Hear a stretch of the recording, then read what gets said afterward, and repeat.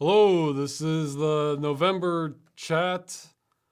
Uh, yeah, I should prepare notes this time. I guess the first thing, more videos, though I kind of almost don't even want to say what my plans are since they got half wrecked last month. See, I thought for sure I was going to have a Freeman's Mind before all the Halloween stuff, and then it became apparent the Halloween videos were going to consume just everything time-wise, and I did get those made. I did not break the curse from that I mentioned last time. It did not at all. But they did get made.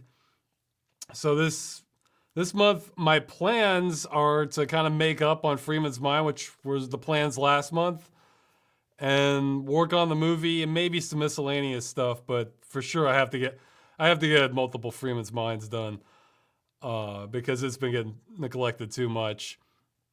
The what else? Although the Halloween one hit me so hard that I almost want to start a little bit on like the Christmas episode.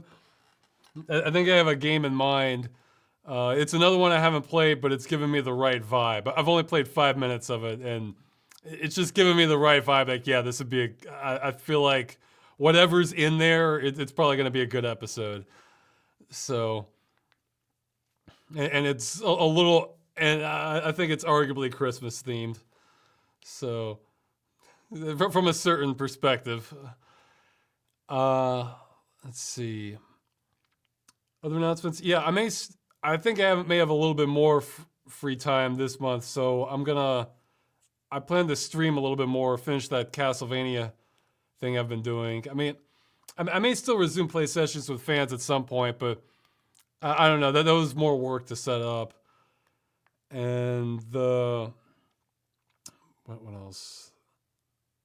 Is the streaming? Oh yeah, the considering how much time the last two episodes took, I'm convinced I at least need to try to do the plans I mentioned from last time, where I'll be kind of working with uh, another editor and kind of letting them take over most of the work for some episodes. It wouldn't be all of them. In fact, there'd be a real clear distinction which ones are, regular game dungeon, which ones are, somebody else is handling the editing, or the bulk of the editing. I'm gonna approach that very slowly because I don't want to just rush into it and then we have something that's just half baked and not really worth putting out. Also, you can email me about that if you're interested, but have some sample of existing videos. Again, it doesn't have to be game related or anything, just something so I can get an idea of your editing style. Because I kind of want to keep it similar to Game Dungeon, but hey, maybe you have a different touch that I like, that it. I kind of want something inviting, but that can get odd. Because because I know somebody last time was saying no, no. The thing is, it's a dilemma I keep running into where the audience has made it clear they want the higher quality videos over more. And I think I'm with you. I think I'd rather do that too. But the thing is, with me working around the clock sometimes, my output is considered slow. So, I mean, she's leading up to Halloween.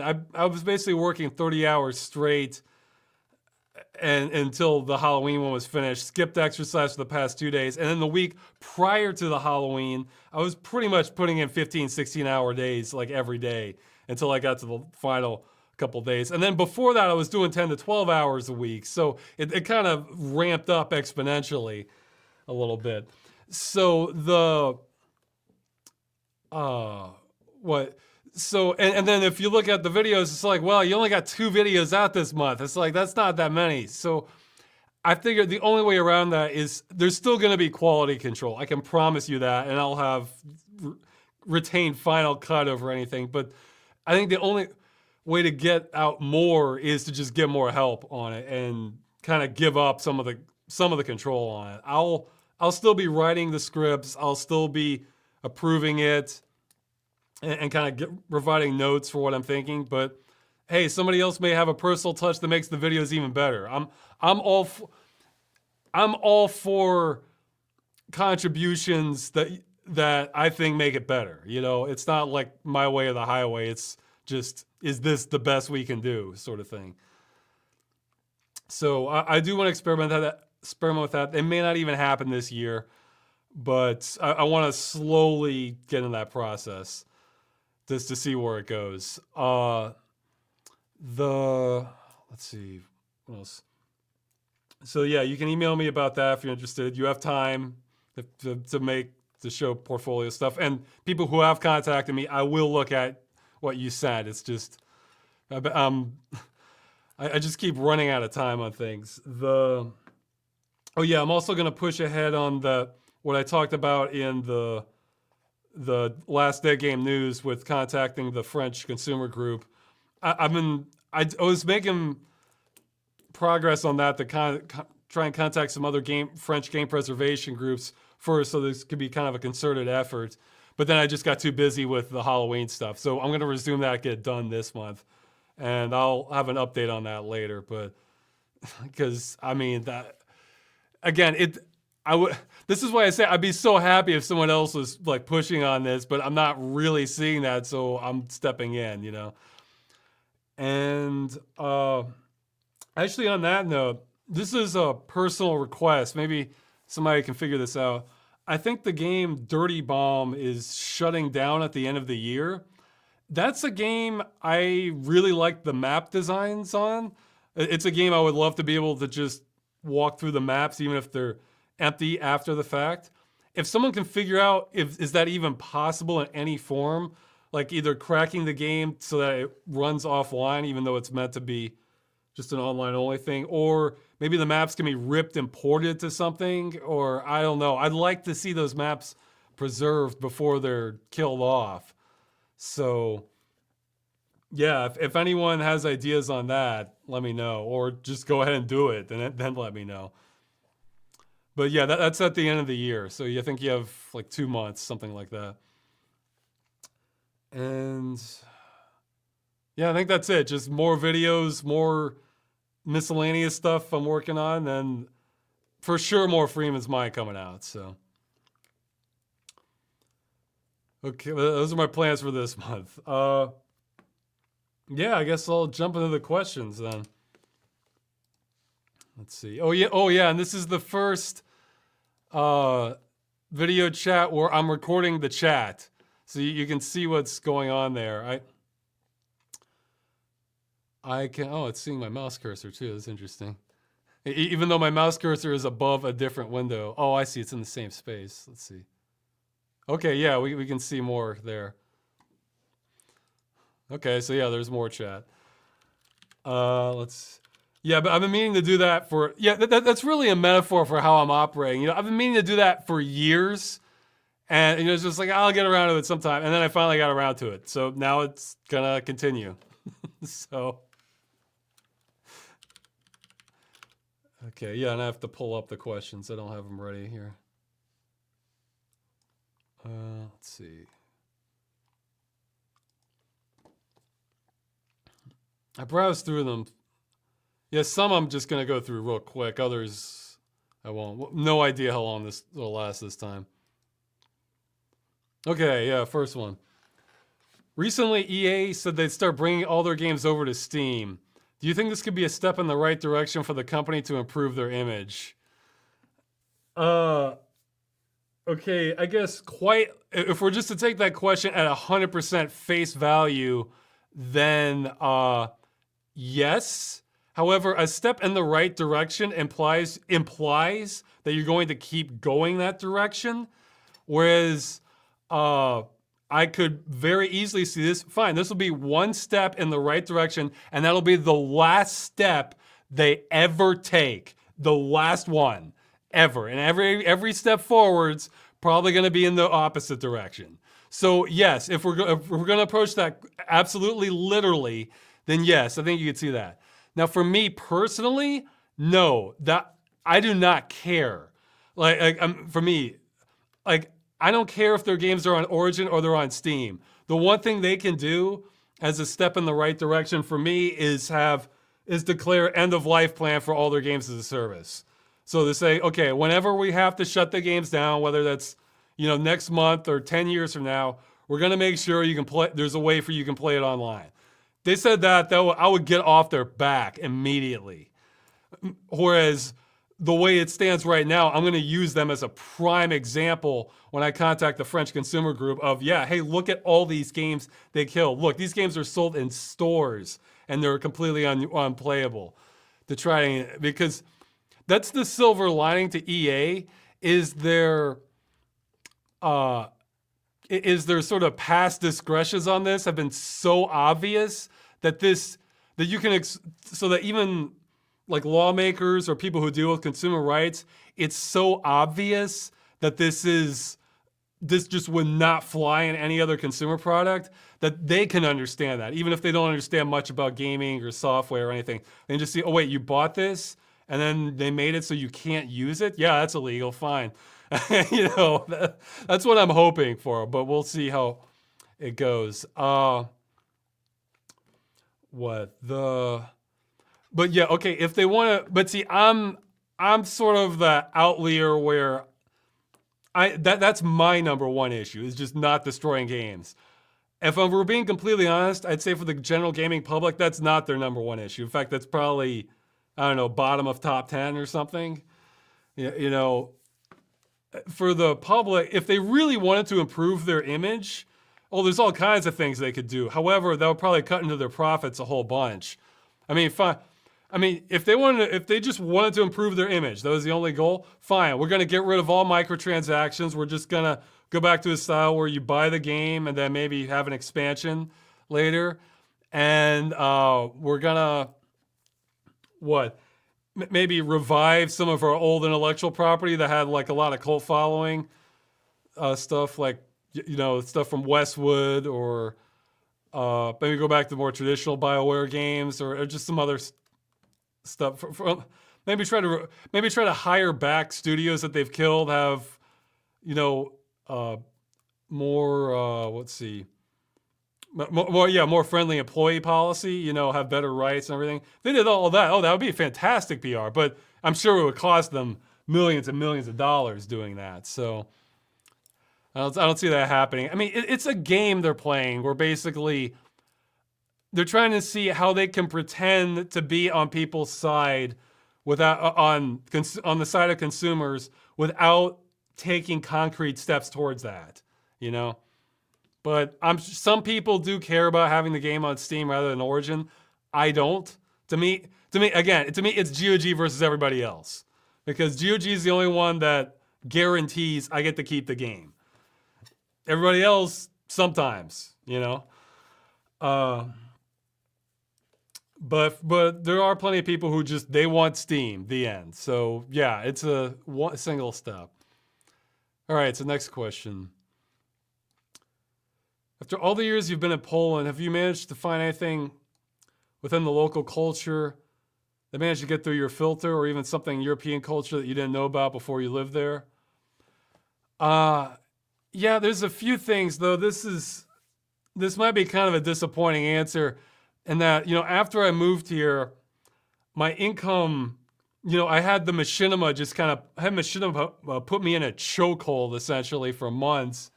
And then after that, like the YouTube income just got cut in half, I think like twice. So it's basically everything I said in the Begathon video. So that meant I really had to step up to just get more money bringing in. And I've kind of maintained that pattern since. And it's just meant to just less time. Even though I have visited a couple places, I have barely seen Poland. I mean, I've gone to Warsaw twice, and see, one was for something I had to because it was for a passport thing. And then I went to Katowice once. And then everything else, it's like I had like one or two trips with Magda's mother, and then when my parents visited before my wedding, I got to visit like a couple more places. Other than that, it's been like, axe to the grindstone. It's just like, all right, get up, work, go out, exercise, get food, come back, work, and then just watch something at the end of the day. So again, it's disappointing, but it's like I just kind of have to keep working as much as I can, support both of us. I mean, it's better now, but man, it was incredibly stressful during the machinima time. But so my answers are probably very underwhelming because I basically don't get vacations and I don't get weekends really. I just do work.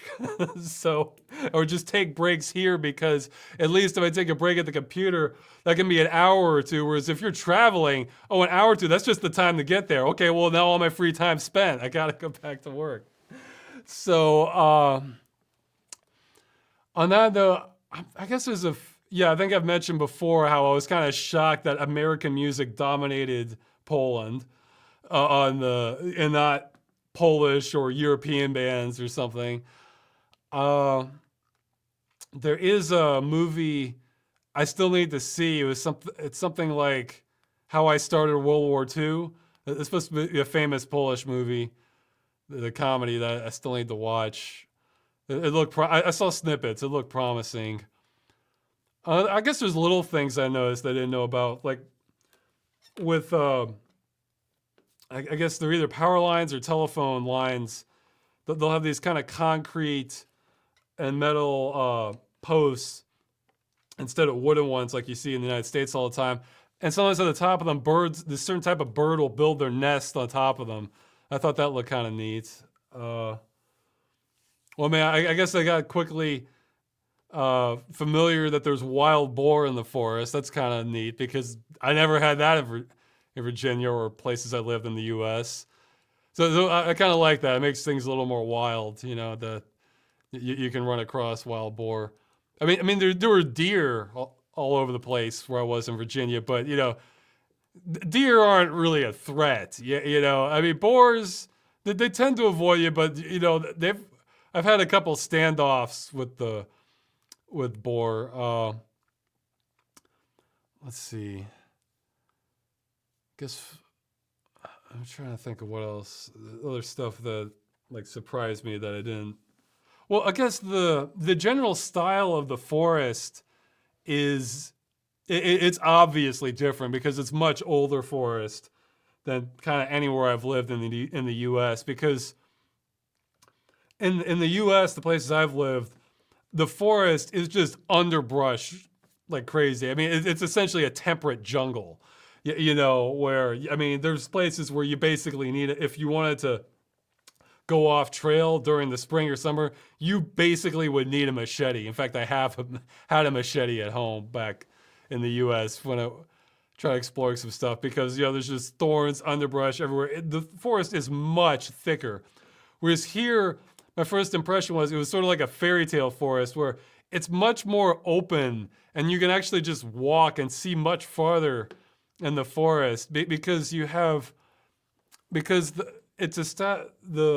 trees are much older, and what happens is like the leaf cover has blocked, it basically takes up most of the sun. So the only things growing on the bottom are kind of ferns and like smaller plants that don't need as much sun, and the stuff would be kind of hyper competitive and where in the U.S. and lots of places just died off a long time ago because they would need more sun, and that's kind of interesting.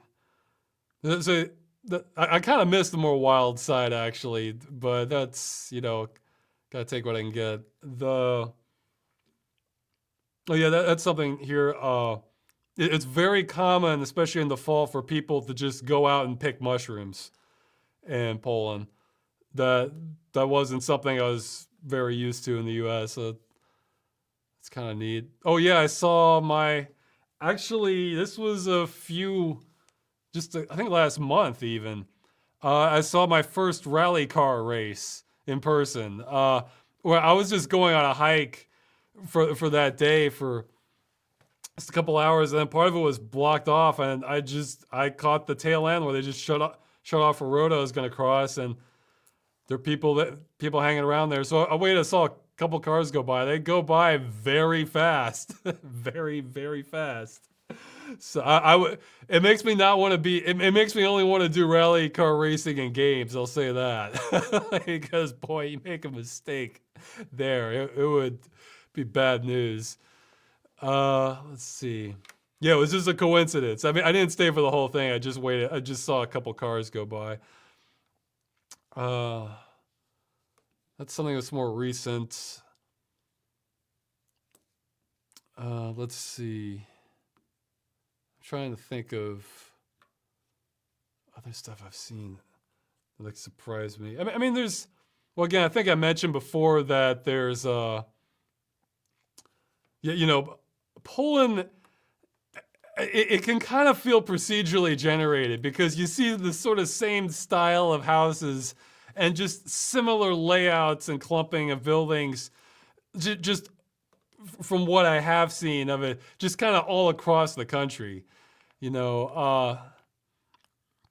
So it's whereas if you look at houses in like the northern U.S. compared to houses in the southern U.S., you're gonna see differences in how they're made and just layouts. I mean, yeah, you'll see some franchises that are the same, but the climate can be so different that just the architecture and construction is a lot different. Whereas in Poland, it's just like it feels so much like it's procedurally generated. Like, yeah, it's never exactly the same, but you feel like I've seen a pattern a lot like this before, And what are some other things? I had something, but I lost it. So, but yeah, I'll probably catch up on more. I mean, I need to learn more Polish. It's part of my problem too. But yeah, just having free time is a big part of it. So that unfortunately that's my. I mean, I've explored a whole bunch around the local area where I am, but past that I haven't had as much experience with it. So okay, so Shikibu. Ross, you frequently say you want to explore virtual worlds through VR because you love exploring.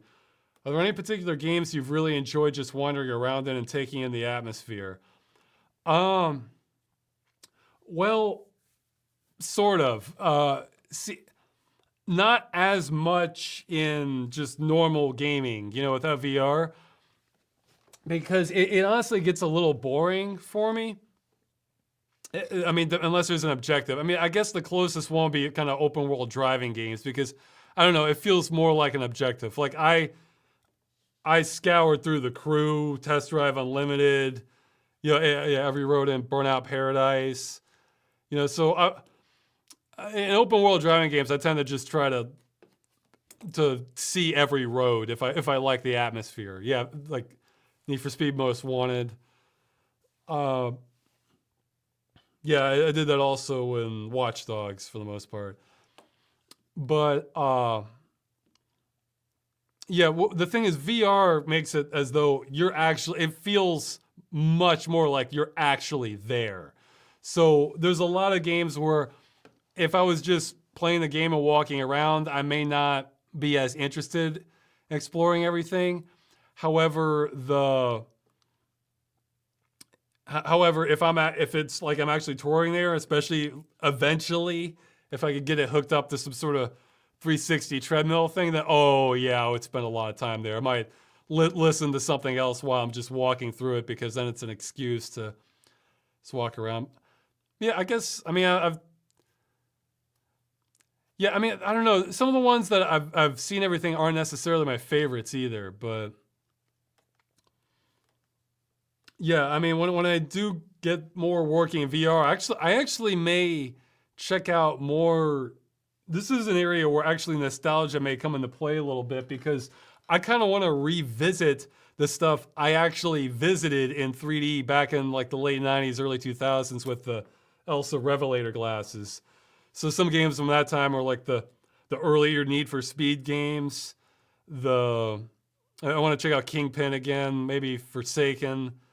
Game Trick Style. Let's see, what are some other ones? I mean, Legacy of Kain, Blood Omen 2. That's a game that had some real atmosphere to the world. Kind of alternate dark fantasy medieval setting with technology also creeping in. I would love to see that in 3D.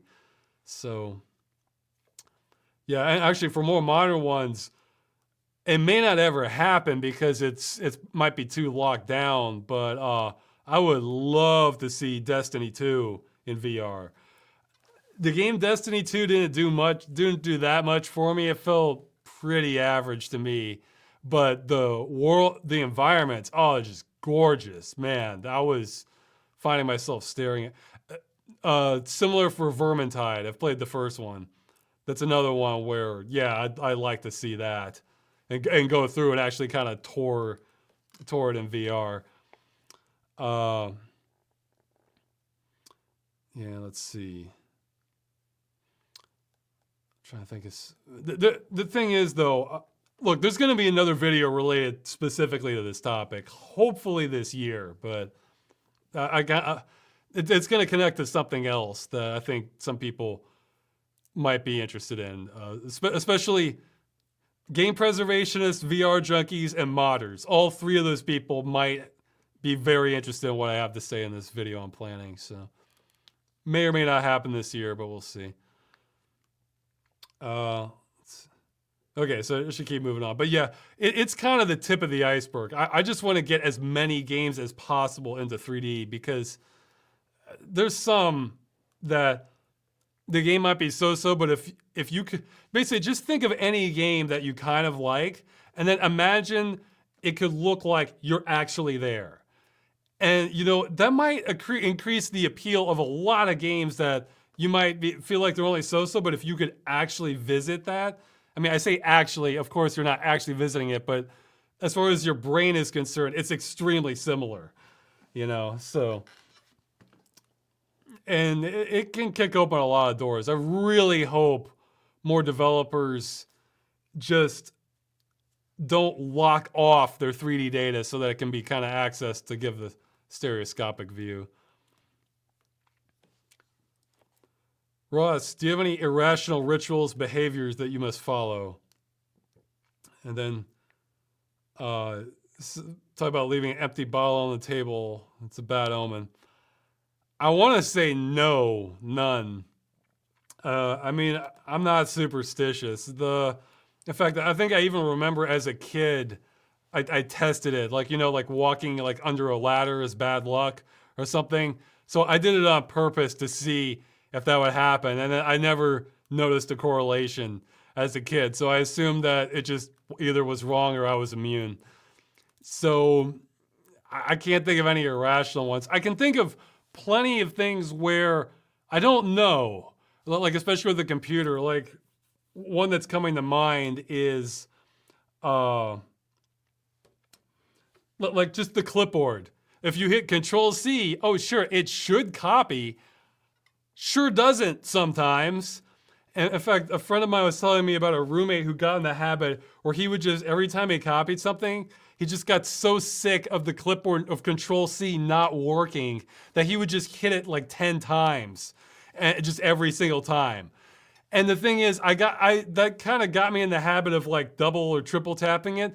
But the thing is, I remember like a couple months ago, I copied a line for sure. I just kind of tapped Control C 3 times and I hit paste. No, it did not take. I hit it 3 times, it did not take. I swear, I don't know if Windows is ever gonna solve that. Or maybe I don't know if it's a Windows thing or if it's a browser thing, like if you're copying data from the web browser. But man, it's just, I seem to remember this not being as bad in the past. Like I seem to remember Control C and Control V working more. Or hey, there's another one where again, it's not really a ritual, but it's behavior. And I've noticed this definitely happens sometimes, and I don't know why. Like, okay, let's say I have a web browser open and like I need to encode a big video. Right, and I'm gonna use Handbrake or something, and it's just gonna hit all of my cores, and you know, I'll encode it. Okay, so maybe it takes half an hour, or something like that.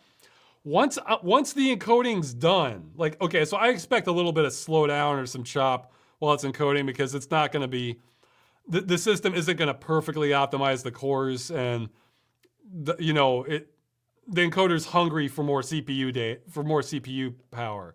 So it might steal a little bit more, so the experience isn't as smooth while it's encoding.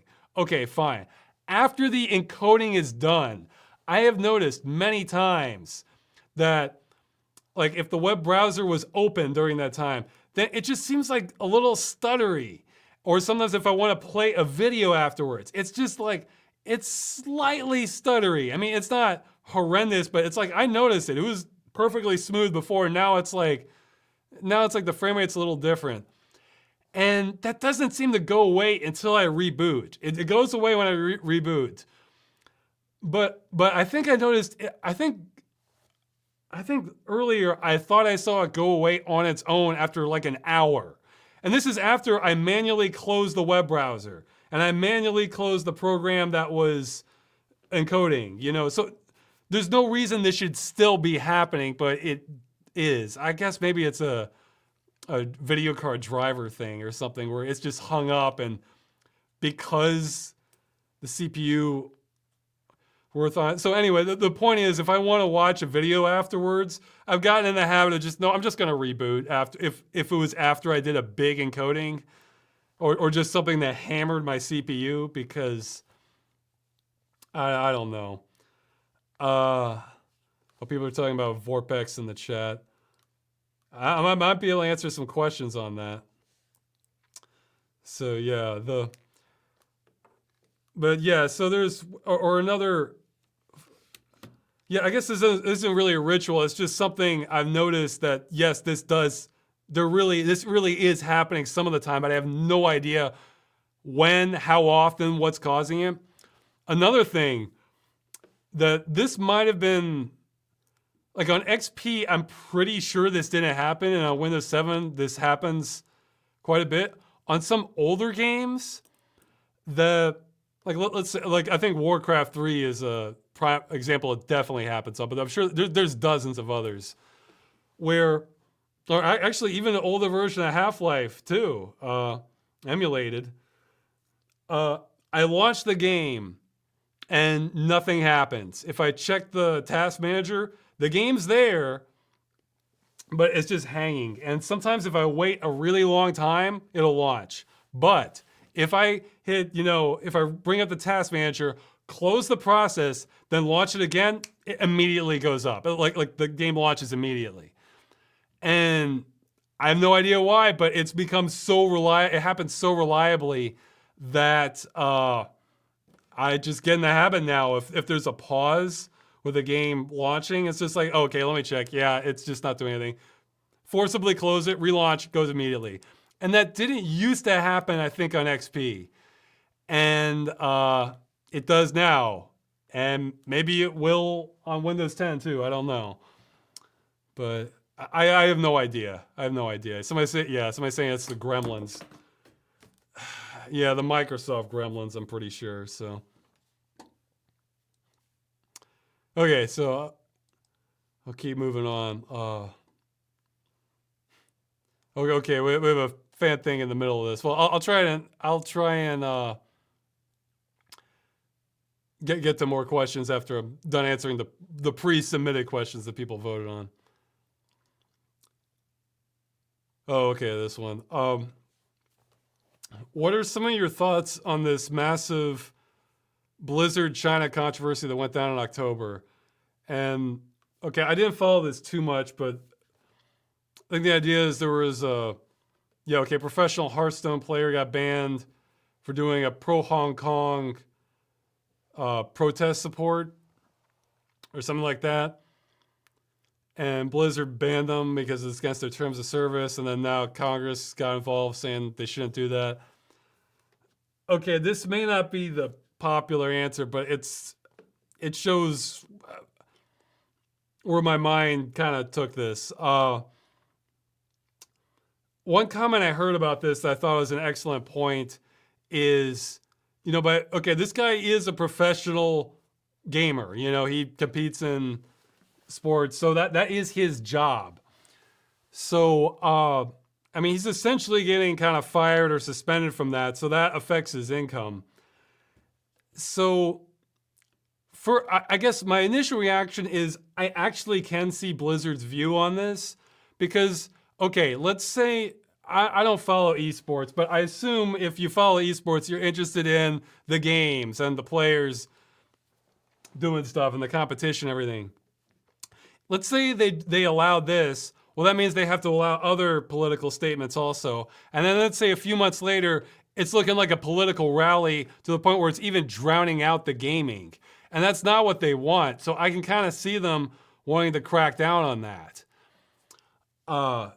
But at the same time, this, again, where my mind takes this, that absolutely is expressing your absolutely is curtailing your freedom of speech, which I think makes sense. However, when your income is tied to that, in other words, the way you support yourself, how you're going to pay rent and buy groceries is directly tied to this, that's a form of, I guess I would call it like pseudo coercion, because, okay, so let's say he gets fired for that. Yeah, you can make the argument that he can always get another job, but look, being in between jobs and not knowing how you're gonna be paying bills or buying food a couple months down the line is just gut wrenching. That is just horrendous.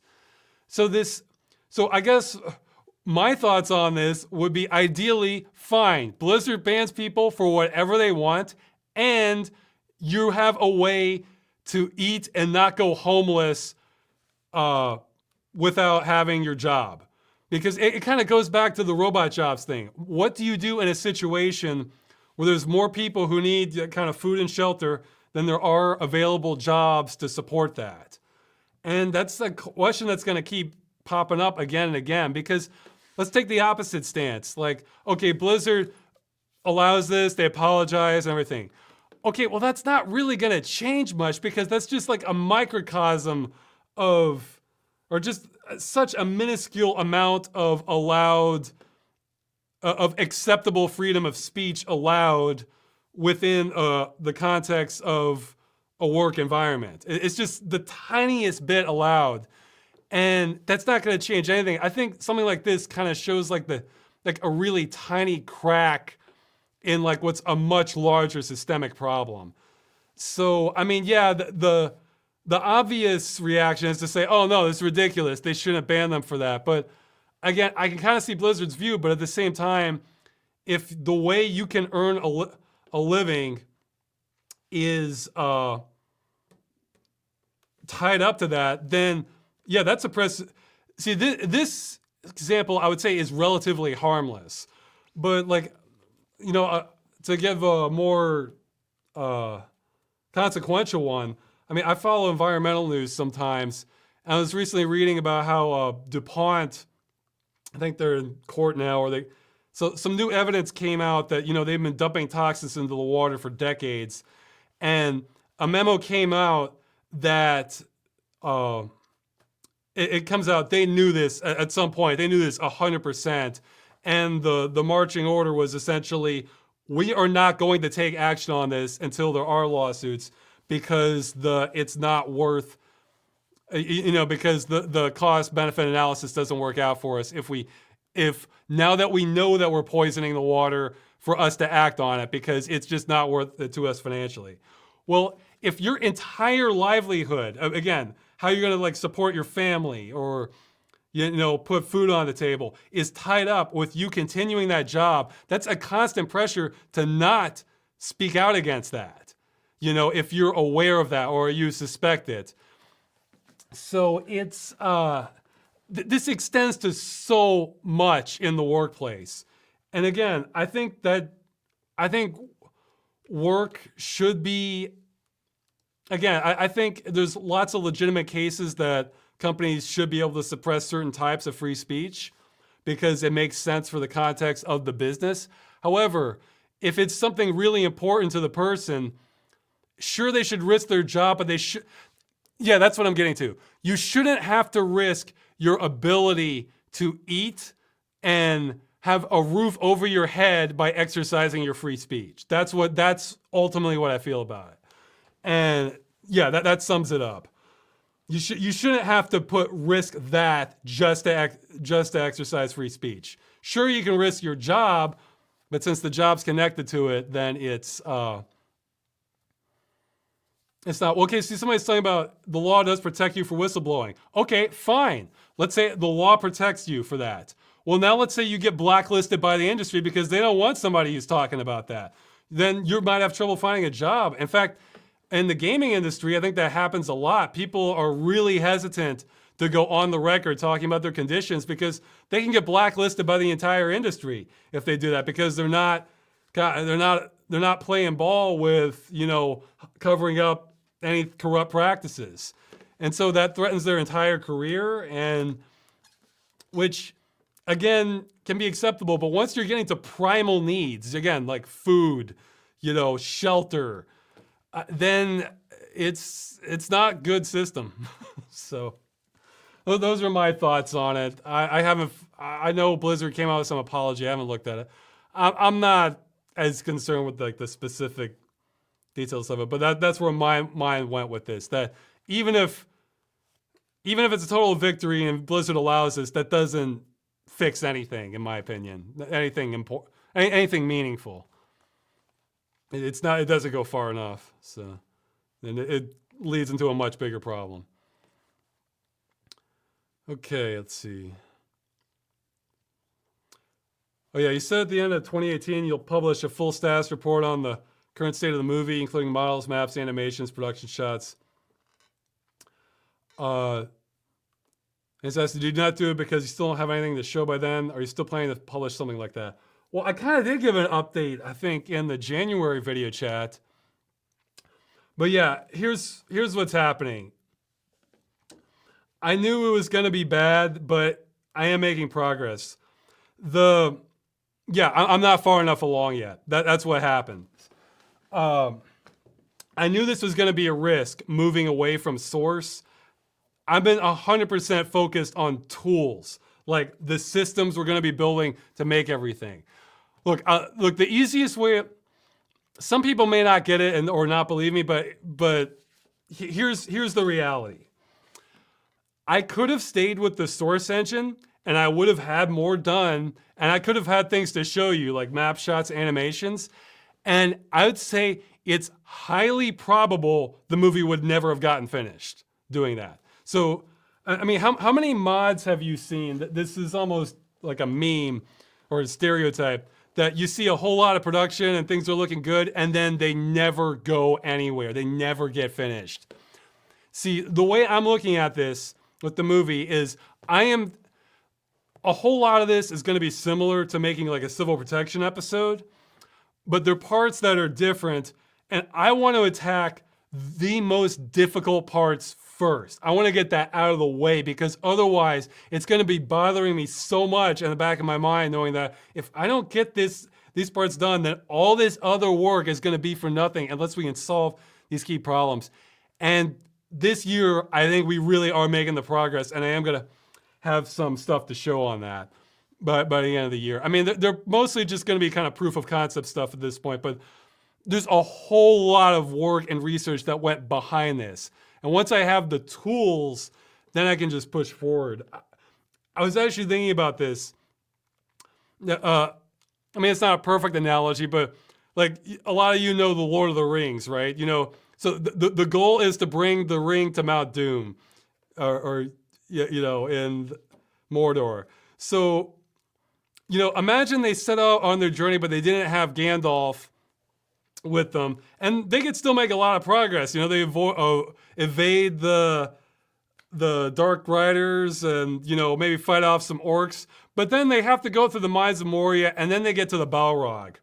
And if they don't have Gandalf, maybe that's where the movie ends, or the story ends. The Balrog kills everybody. The end. And I really feel like that's what I've been trying to do. I've been trying to make sure I have a plan for the Balrog with the movie. So I want the most difficult parts, like conceptually, out of the way. And once I have that, we can just march forward. So even though I'm not as far along as I want it to be, believe me, it's bothering me more. It's bothering me more than it's bothering you. I can guarantee that.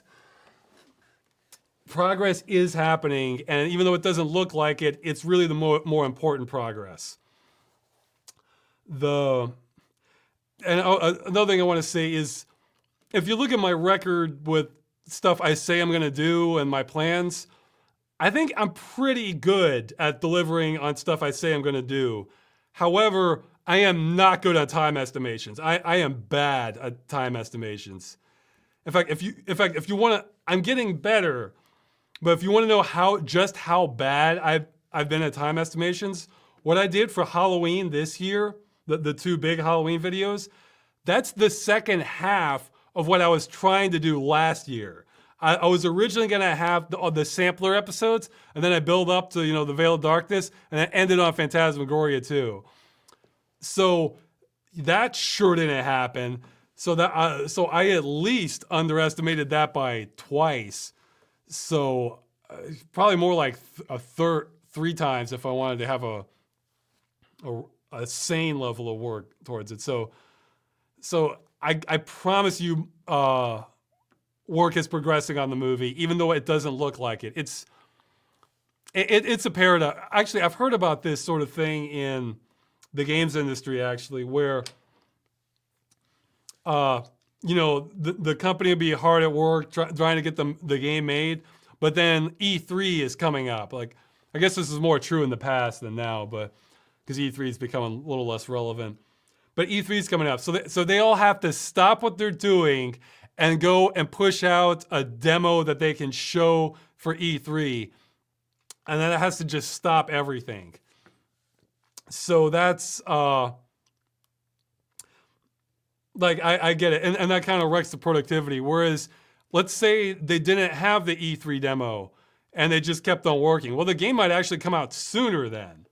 But from the audience perspective, everybody's like, "Where's the demo? What are they doing? They're doing nothing," And I completely understand the skepticism because of companies like Valve or Duke Nukem or Duke Nukem Forever or the original Prey haven't done, or I guess Star Citizen, though Star Citizen's showing progress at least.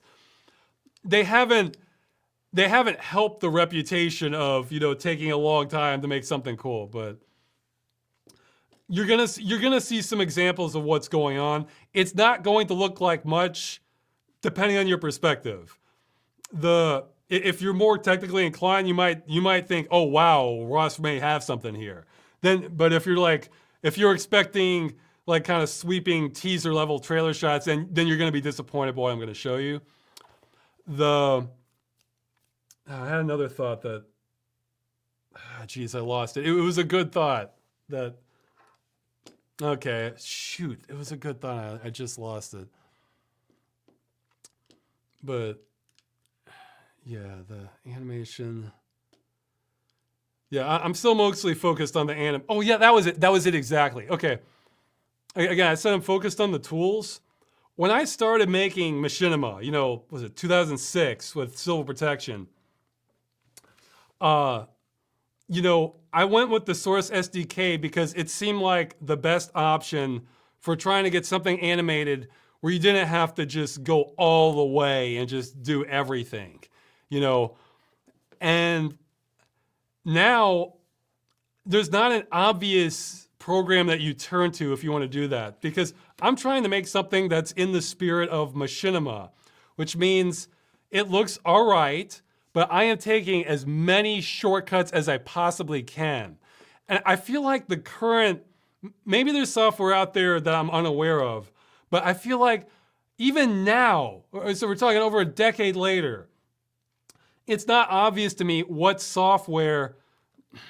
Okay, somebody's mentioning Source Filmmaker. Yeah, I'll bring up that in a second. It's not obvious what software you use. See, on one end, there's stuff that's extremely limited. Like, let's say you want to make like Sims Machinima or something inside Skyrim where, yeah, you can tell a story and do some stuff, but there's a lot of barriers and you're kind of straitjacket by the flexibility of it. And on the other end, it's just completely open-ended game engines or high-end animation software like 3D Studio Max or Blender or Maya, where the goal of that stuff is to create as nice an animation as you can, or you want that you want that stuff for eye candy. You want to make that look photorealistic, or you want to get incredibly deep because you have a whole production team on this. Whereas I'm looking for something in the middle ground, and I'm not aware of a lot where, yeah, the graphics look okay, but I have more flexibility than I would have from a game engine. I mean, not a game engine, but like a game that I'm essentially modding. But I can make but it comes with a bunch of animations, like characters sitting down or running, or, they can use a little AI for a walk path, that sort of thing. And it's really easy to customize and create new characters, and comes with a lip sync, and maybe it comes with built-in motion capture or facial expressions, that sort of stuff. And I'm not aware of just of software that's meant to be accessible and get as much done as possible, but that's not really worried about making everything like photorealistic, or where that's all the effort's into. It's meant to just streamline it. So I'm kind of trying to build that, put that together in Unreal, and I think we're making good progress.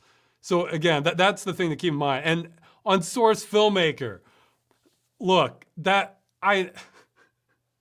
yes, you can do a lot with that, but that software is poison, all right? I'm not using that again. See, that's the thing. Source Engine just scared me by the time I was done.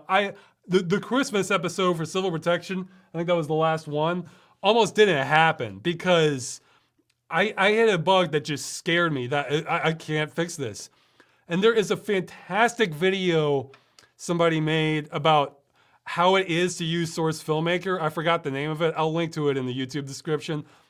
I didn't run into those particular problems that he has, but it is so characteristic of the problems you're going to run into using Source Filmmaker or Source SDK that I really felt like that video can help the general public understand what you're going up against by using that software. Yes, people have done fantastic things with Source Filmmaker. That doesn't mean it's efficient. That doesn't mean they didn't spend 100 extra hours they could have spent making more content instead of fighting bugs and getting the damn thing to work. My goal is good enough visuals and maximum efficiency. So we're going to get there. And the thing is, once the tools get created for the movie, I can use those for pretty much anything else too. So it may work out in the long term, right? Even though it doesn't seem like it. Just you're gonna have to have some faith in me on this. But I promise I'm going at full steam. And yeah, I'll have the yearly updates. All right, with the movie. Hey, that's more than you're getting from Valve. We'll end it on that. Okay. So, geez, that took almost the first hour. I almost want to say I want to drop all movie-related questions except once a year. Save them all for once a year. Because otherwise, this is what happens. I feel like I'm on trial here. So, Ross, what games have you played for fun since the last video chat? Well, I only played it for about the first week after the last video chat, though I got sort of through several. I didn't play them all. Okay, I was trying to get Halloween type games, so there's several that I had. There's a bunch I gave up on, and I just I played enough to the point where I decided, I'd rather be playing something else, and then if I was still curious, I might kind of skim through a playthrough to see the rest of it. So I didn't play these games from beginning to finish. I played Wick. That game kind of gave up on relatively quickly. There's not much to it. It's just sort of you're in the forest and there's some spooky stuff. I went through. Okay, people might get upset. I think the game's way overrated. Amnesia: The Dark Descent. I finally got around to playing that. I gave up on it after about half an hour. The style wasn't really my thing. I watched a playthrough. I think based on the playthrough, I think Penumbra was the better game.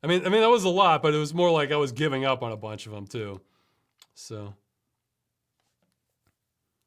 let's see.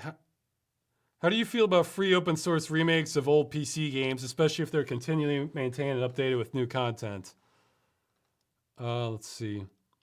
Assuming the gameplay is almost identical to the original, aside from swapped assets for legal reasons, would you consider a game like this superior to the original, or would you prefer the original pure experience? Or does it depend on what game you're playing? I'd say at face value, sure, I'll take the updated version. In fact, I still need. Everybody keeps telling me to play Pathologic. I'll probably play the HD version of that and just skip the original. Yeah, when it's done right, sure. Like I think the only thing that can be a difference is you talk about like swapped assets. It depends what the assets are. I mean, it's not really.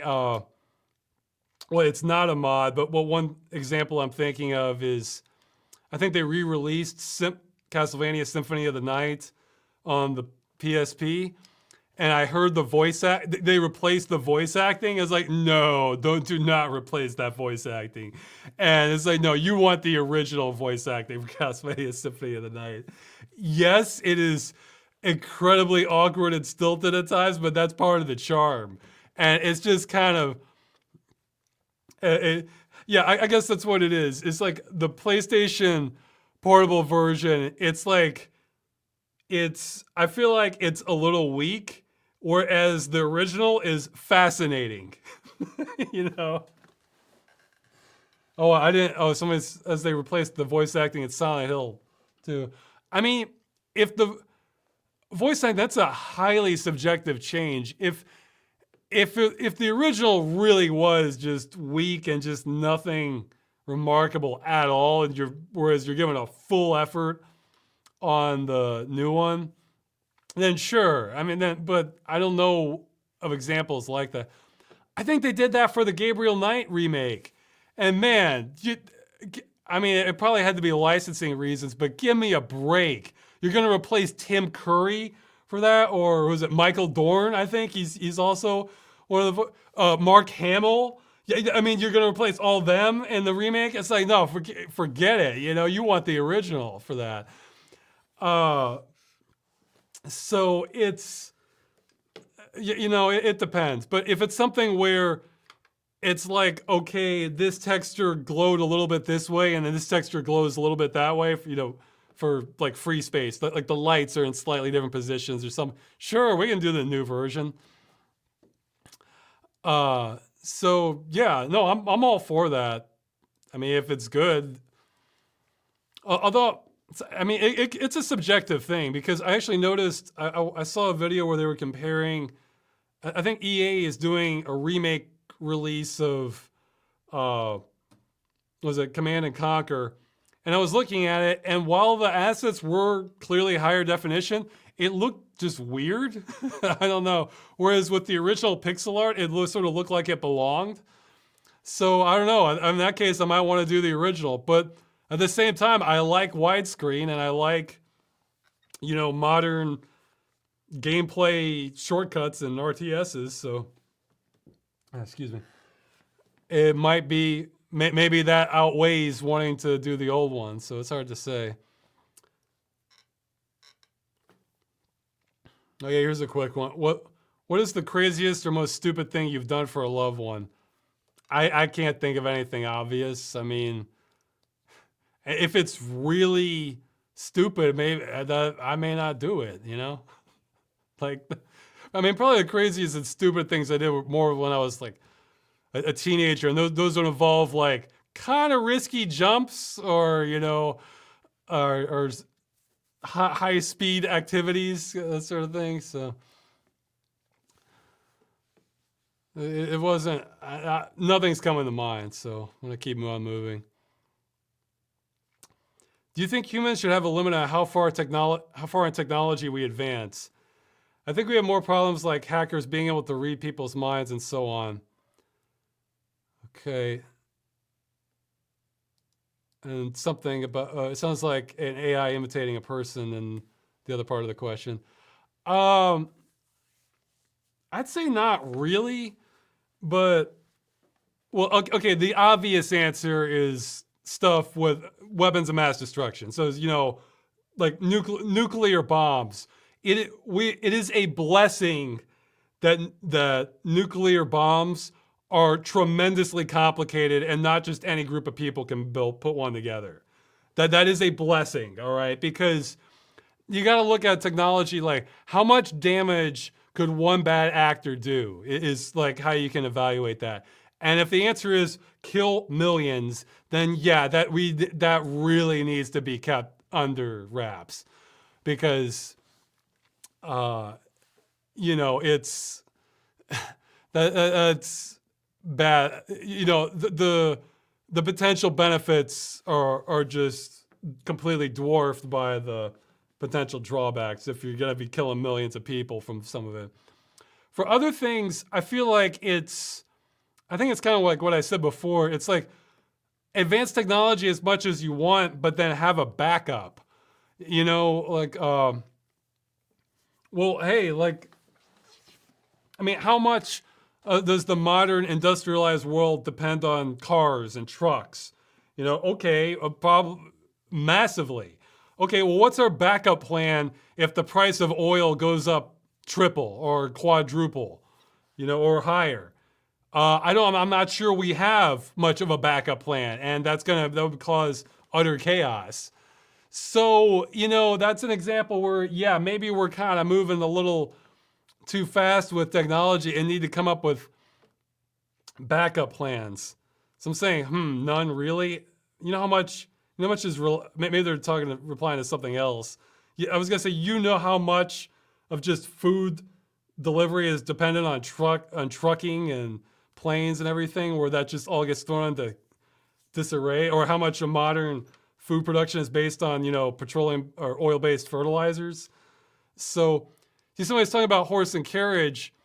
Well, okay, yeah, well, we're not ready for that. I mean, the price hit could be just, or I think I mentioned before, everybody going to cell phone instead of a landline. Okay, well, that's fine, but then what do we do in an emergency where the cell towers are overloaded or something,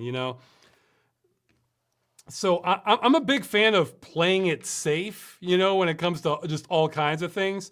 Like, sure, let's embrace new technology and let's have a plan if this goes to hell, And we're not so great on the second half, I think.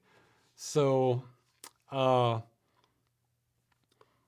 as far as reading minds, I don't know. Maybe I'm sure it could be used in a very bad way. I actually could see a lot of benefits coming from that, especially for anyone in a position of power. I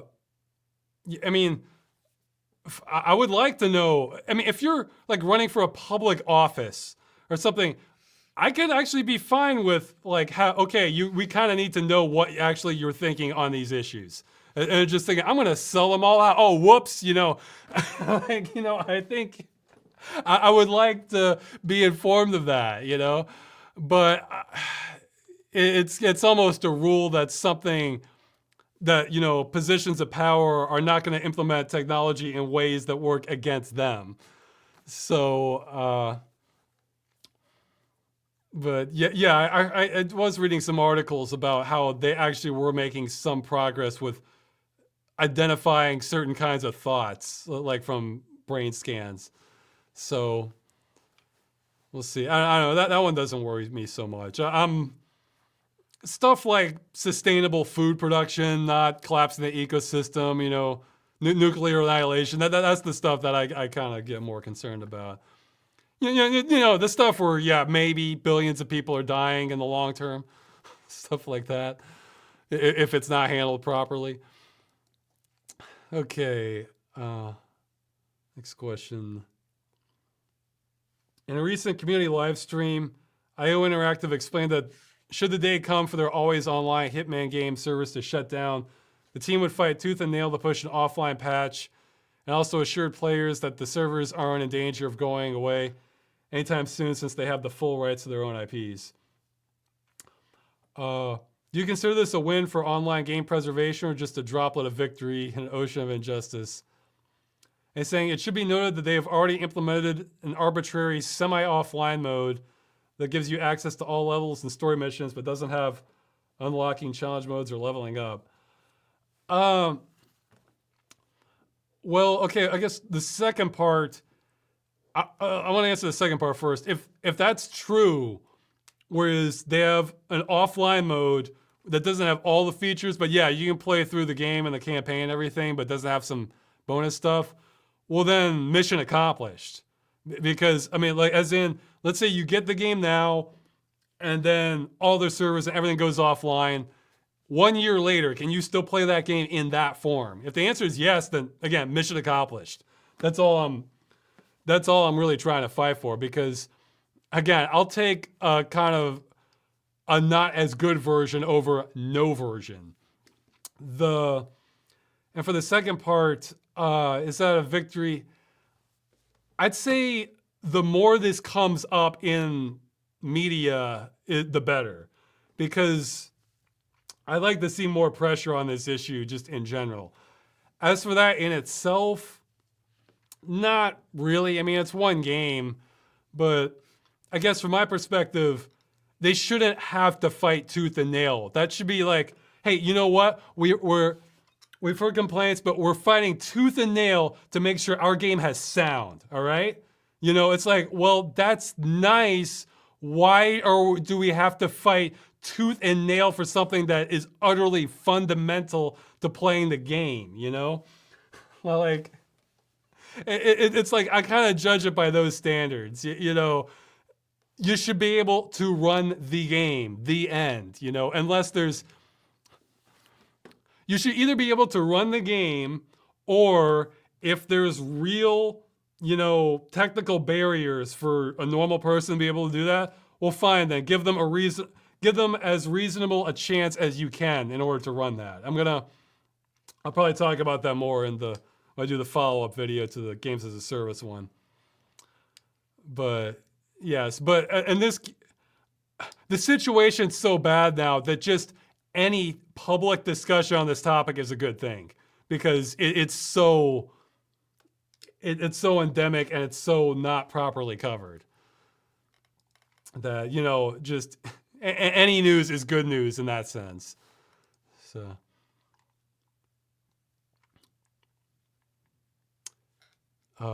Yeah, how do you feel when abandonware games stop being abandonware? And saying they have mixed feelings about when this happens. On one hand, you're giving money back to the developers. On the other hand, it can happen to games that have been free for decades beforehand. Yeah, again, it's kind of similar for me. It's kind of mixed feelings. Like, oh man, like it's not free now. But do you think there should be a statute of limitations on how long a game can be abandonware before it gets declared public domain? Well, first, my understanding is there is no such thing as abandonware from a legal definition. The rights never ended on that game. But yeah, I think there should be. I think there should be some sort of limit, because I guess we would call abandonware as, let's say, the game is no longer for sale by the developer or the publisher, you know, or the current rights holder. I think that's a fair definition. And so yeah, you don't want that right away. You should have a grace period. But you know, I would be totally fine that if this game, you know, they stop being able to sell stuff. Okay, I'm on the 12th question apparently. We stop being able to sell stuff. And then 5 years later, it's still not for sale. I'd be like, fine, public domain. You know, like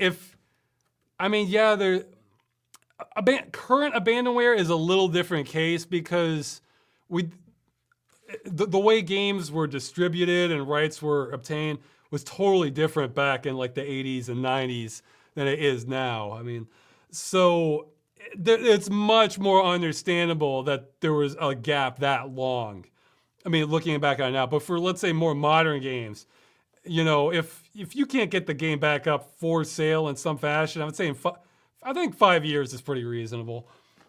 then yeah, just release it to the public. And then maybe if it was some rights chokehold, or you could grandfather in old stuff, and then for games onward, if there's some sort of copyright chokehold, but then you finally can release it after 5 years, well then maybe you can spruce it up and add a couple more features to get people to buy the new one. So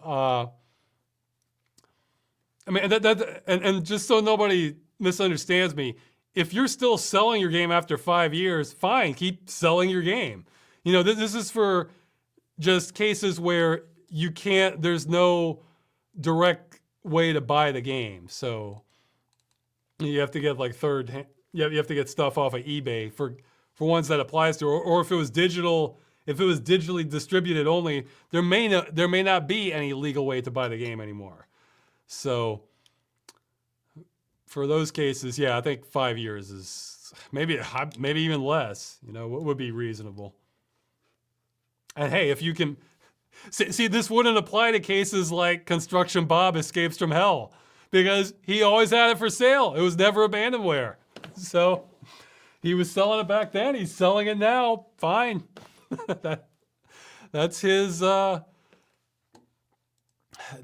He made the game. He's still gonna sell it. Fine, keep doing it. It's not like the. It's not like the game needs to become free because it's more like if we're literally abandoning this stuff, then it should kind of enter public domain because it's just waste then. So, okay. Have you ever considered putting mid-roll ads in your videos? Even just one extra ad can increase your revenue exponentially. Your core fan base would probably be happy to sit through an extra 5 seconds of ad space. Well, one, I hope it's not doing that automatic. I tend to just kind of do a default option. I just kind of hit monetize and then publish. So if it has been doing that, I'm sorry. I kind of don't want to do that because I figure that's like way more invasive. Because you're getting interested. Oh, then bam, commercial. To me, that's like the whole point. Crap like that is why people got away from TV in the first place. Or part of it anyway, because, if it's an ad before the beginning, that's not that big a deal. Because like, all right, okay, come on, let's see the video. But if it's like right in the middle, it's kind of slap in the face. So no, if it's like the little banner pop-up one in the middle, okay, I'll let those slide. But I've been just kind of going with the default option. I kind of want to strike a balance between not being broke versus not ruining the experience for you guys. So, I mean, I have to check. I could be completely mistaken. I almost want to say at one point you couldn't control whether it showed up in the middle. So, see, you're talking about that can increase the ads exponentially. I'm not convinced of that. I mean, if it can, I would like to see some numbers on it. But two, you also have to factor in, like, okay, how many people are quitting your video because of that? And I'd rather just kind of make something good and just not be a jerk about it as much as I can, We have multiple people saying, go red, Ross. I don't know what that means. So, red. You mean with like the YouTube red thing? No, I'm not gonna lock off stuff from people. No way, man. If that's what you mean, like the YouTube red. No, see, I feel like too much of it. Okay, maybe this is my downfall, but the thing is, look, I'm cheap, guys. Like, I just try to get by on as little money as possible. That so like, look, if a video I watch, somebody puts it on like YouTube Red or something, well then I'm just never gonna see it. So I don't have it in my heart to just kind of punish cheapskates, man, or people who just don't have a lot of money. I can't do it. And everybody's saying go red. So I guess that's what they mean. I don't know. It's like, I think I said in the Begathon video, I come from, if you don't want to spend a dime, that's fine. I come from your ranks, just, it's like, I just want enough to survive and then not, uh, and then just back off from everything past that. So, okay, next question. The way you altered Half-Life 2's script with that second Vortigaunt encounter, exploding pipe network, airboat ramp, must almost have taken some extra time to set up. It wasn't that bad, actually, because I was getting help on that. Actually, you know what took me personally longer? Was getting the MetroCop values set up properly. In fact, I still have to solve a new problem with that on the latest engine. This is another example where like which version is better, the old one or the new one. I have to decide which bug I like the least for the next Half-Life 2 episode. Freeman's Mind 2 episode. Do you have any kind of unexpected plot twist in store for us by the end of Freeman's Mind 2? No. In fact, all those changes I make, they come to me as, okay, the Vortigaunt one I knew I wanted to do, like even before I started Freeman's Mind 2, because I thought, no way. You just jump down and a Vortigaunt's in your face after what you went through in Half-Life 1, forget it. He's going to blow him away. Like that. So I always knew I wanted to do that one.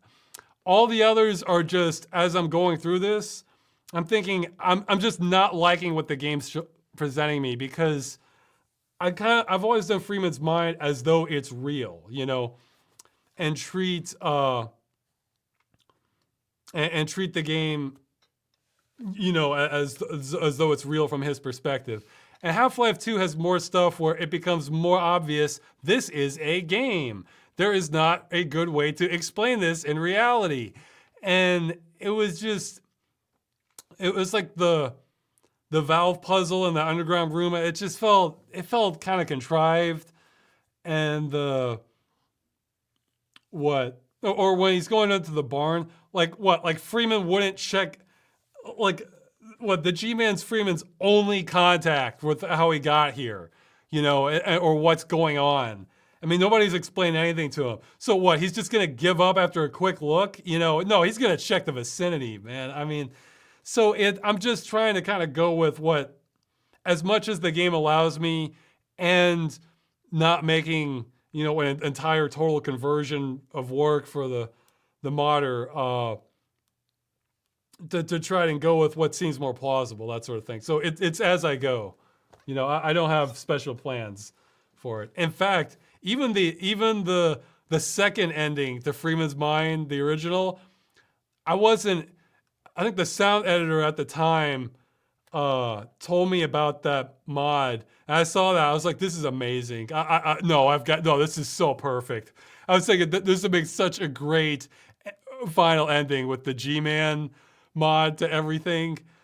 So, yeah, I guess if people have good ideas about what I could try for an alternate ending or where it eventually takes this, I could do it. But at the same time, I guess who knows, by the time I'm finished with episode 2, there might be the fan-made episode 3 out. So,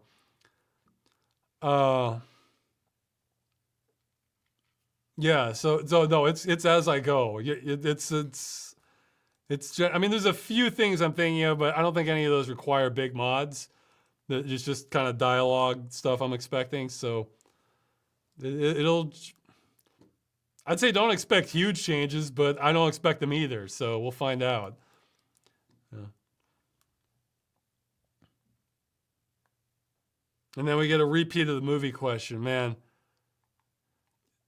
Man, guys, do me a favor. Save the movie questions for I know it's probably a misery for you to wait, but let them pile up for once a year, because you saw how it is when answering it. I mean, you know where I stand on that. In the future, it's mostly just going to be technical details. So. What's your take on single player games limiting player expression to push their own agenda, whatever it may be? Recently, Outer Worlds was released and it censors an extensive list of character names that it deems insulting, full of derogatory comments. I have to stress this is a single player game entirely with no online functionality whatsoever. That's weird for a single player game. Whatever. I mean, it's their game. What this really reminds me of, though, is like in some games I would play as. One character name I would use sometimes is Bing Bong. And I noticed in some games that would get blocked. Like, not because somebody had it, but because like it set off the censorship filter. And all I can figure is maybe bong was considered drug paraphernalia. So it's, I was just thinking like a doorbell, you know, like bing bong, like, so. I mean, you say push their own agenda, it's their game. So, I mean, they can kind of do whatever they want. And if people don't like it, then I guess they're not going to get a lot of sales. So, I mean, that's kind of how I look. I mean, I mean, it's the sort of thing where like the creator has their own vision of what they want. I have my own perspective of what I like, and we'll see if it matches up. I mean, you know, well, it's like I mentioned in the Phantasmagoria episode. I am totally fine having zero choice about how the relationship plot goes, because that was a pretty good relationship plot. It's like, yeah, let's make a just giant mess of this and keep this just insane. So sure, that sounds like a good plot line to me. I don't need to pick something different. So yeah, I mean, I'm fine with linear stuff. If you know, the developer just taking some player freedom away, if it's fun and it's interesting. I guess if it's, I mean, everybody's going to have their own opinion on that. But yeah, I guess if you have like the majority of players not wanting something that they're pushing, like one example I can really think of is, what was it? I got to play, Everybody's Gone to the Rapture. And that's another one I ended up kind of giving up on after a while and watched the playthrough. That was gorgeous, though. I'd love to walk around in that one in VR. Though speaking of walking around, that game's walk speed is so incredibly slow. It's just, I'm just like, oh my God, like, come on, can we walk to the next thing? Just a little. And the thing is, they have like, your options are real slow walk or or really slow walk, or the run key, which is slow walk. Those are your two options. You know, so it's what the I mean, that's something, and I looked online. Is it possible to mod this? And it looked like it was, but maybe only for a specific version. It took a lot of hoops, and a lot of people were complaining about this. It's like, come on, man. You know, I feel like the everybody wins solution is the developer does whatever they want, but for stuff that's like really obviously gonna probably make a lot of players not like it, have an option in the menu, you know? Like let's like, I hate having the screen tinted. Let's fine, show me your vision of it, and then put in the advanced options or something, turn the tinting off. Oh yeah, and I think, and even with the walking, like when you had specific events, then the fast walk got disabled or something like that. So it was just misery. So somebody's talking about the walk speed was brutal in Dear Esther. I'm pretty sure it was slower than Dear Esther. I'm pretty sure it was the walk speed slower than Dear Esther. So, you know, well, I mean, that's, the game developers do that at their risk. You know, there's some things, I guess they gotta decide what's true to their vision versus what's gonna make their game, not as many people want to buy their game, I guess. So.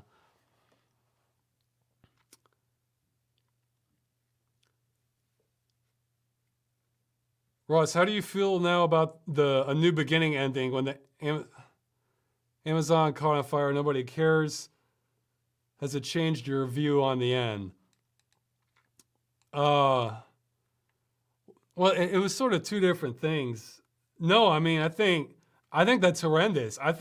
Look, you wonder if people wonder why I get a little kind of foreboding with my. Okay, I accidentally skipped the question. I'll go back in a second. Why I get more foreboding on my outlook, it's because of events like that. I mean, because that is such massive damage to the ecosystem.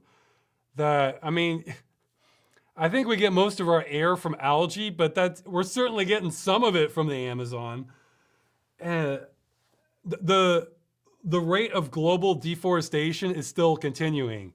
And that statistic I cited, I mentioned this in the follow-up episode, about how like the wildlife has dropped by something like 40% or 50% since the 70s. There was an update and it's up to the 60% now. To me, that's like, this is canary in the coal mine stuff. It's like, that means we are way, way past the point of balance that we got to figure out how we're going to get back on track. And it's just like, we're not even trying. So I don't have easy answers for that one, but yeah, the new beginning though, it was sort of but see, with the new beginning, it was kind of a mess because, you know, as somebody pointed out, they're right. A nuclear explosion of a plant would just, I mean, it would basically be, you know, radioactive steam. It would kind of destroy everything in a well, it would kill off a lot of things in the radius around it, but it wouldn't necessarily spread past that.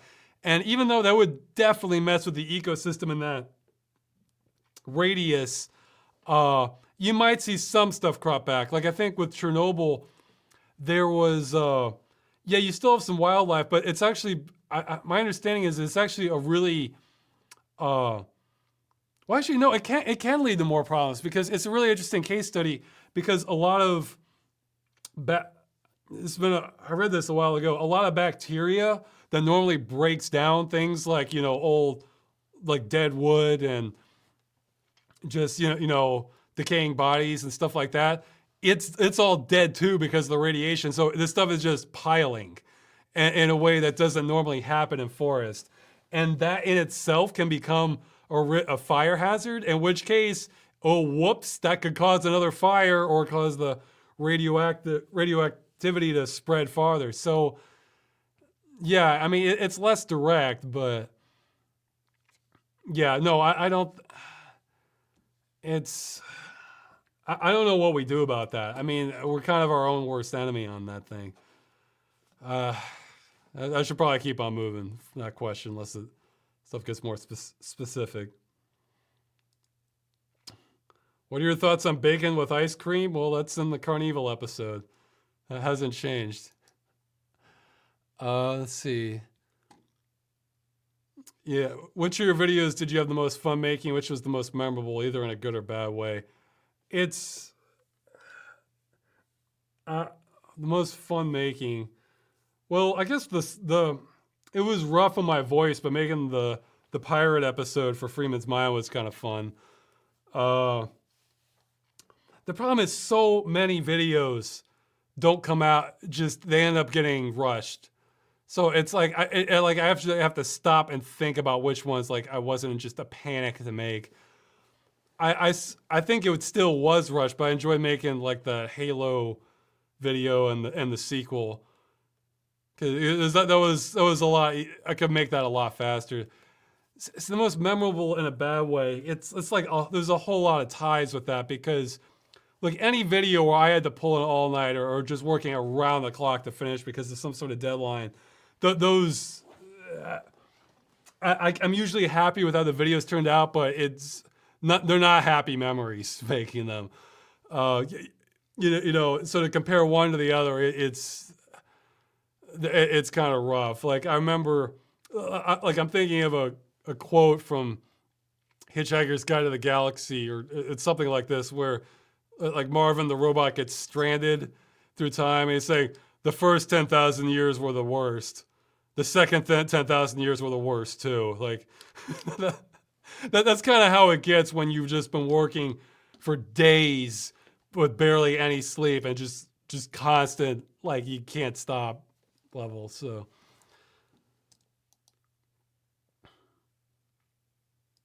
let's see.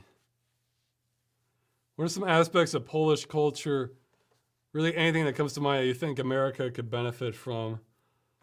Well, I guess not being, I guess not being, designing your country so that it's not hostile towards pedestrians or public transportation.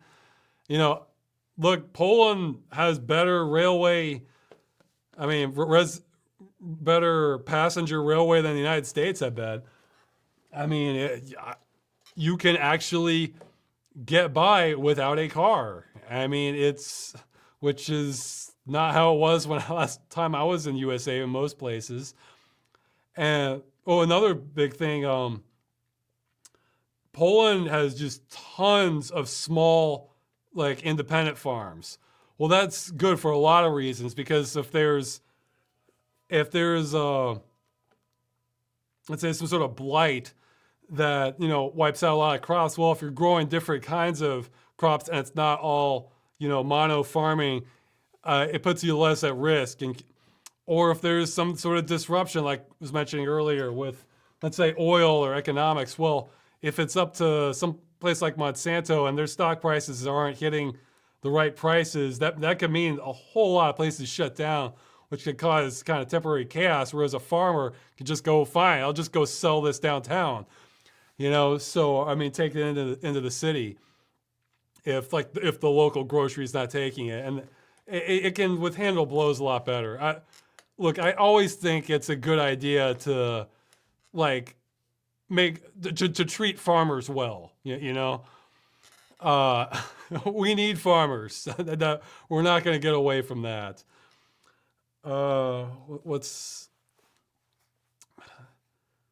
I think before I mentioned how I like how the lights turn from red to yellow then green. I think that's better. Crossing.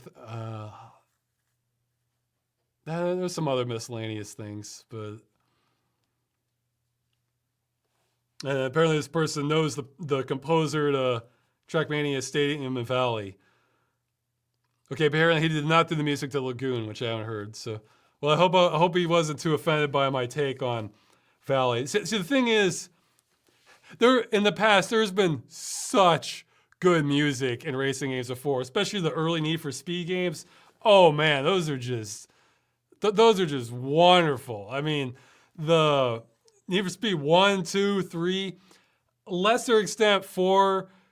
It's different, but very cool. And 5, and then after that, they just started using just top 10 stuff for almost everything. But the old custom composed stuff for driving games are just wonderful for that series. In fact, a lot of people probably know one of the tracks from Need for Speed 4 because they reused it in Mass Effect 2, the Callista, the nightclub music. So, that one's, so I mean that's just, the music is just fantastic. And well, even in the crew, I mean it was a mix, but boy, that menu music is just, oh man, I loved it. Whereas Valley, it's just like, it's okay, it's not, I mean I didn't hate it, but it didn't do a lot for me. So do you have any Thanksgiving traditions? Not really, besides just having Thanksgiving food, though. That's harder to come by in Poland. Thanksgiving's not a big deal here. I mean, I'll still Skype chat with my parents, that sort of thing. But okay, we're getting food questions. I might skip some of these. The Halloween costume, I kind of answered that one last time. They're asking what's the best one. It was probably that Dracula one I had. I have not heard of Buckethead. Though for that person who kept asking about montage rock, I finally listened to that. It wasn't quite my kind of rock. It had too high a ratio of what I consider the sort of whiny rock. You know, I don't know. It certainly was reminiscent of a lot of stuff in like early 2000s that I've heard, but it wasn't quite my stuff from the samples I listened to. Buckethead, I have no idea. And actually, I wasn't aware of this. Apparently the Sigil Doom expansion apparently had its own custom soundtrack. I did not know that, so now I really need to check that out. So I thought it was just a map pack and a really awesome box that came with it.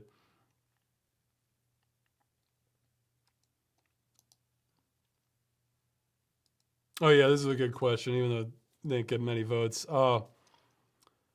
Many of your videos, you allude to your beliefs and how fragile the current world order is.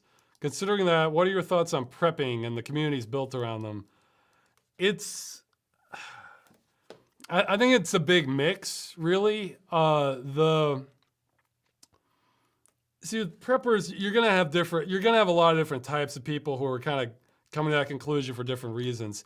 I'm seeing signs of just sustainability of us being overextended in so many ways that something not good is going to go down in the future. I can't exactly say how it's going to play out. I mean, well, I'll talk a little bit more about this in one of the follow-up episodes, but I mean, we mentioned like the ecological assault, essentially. You know, we're way out of balance. In fact, I'd like to see more modern interpretation of this, because it's probably gotten a little bit better, but then there's also less of the ecosystem to go around. I've read before, though, that without fossil fuels, the sustainable carrying capacity of the Earth is about a billion people. So yes, with oil, which is a finite resource, we've been able to get way past that. And I'm sure with some technology developments, probably since I read that like 10 years ago or more, we can maybe squeeze a little bit more out of that.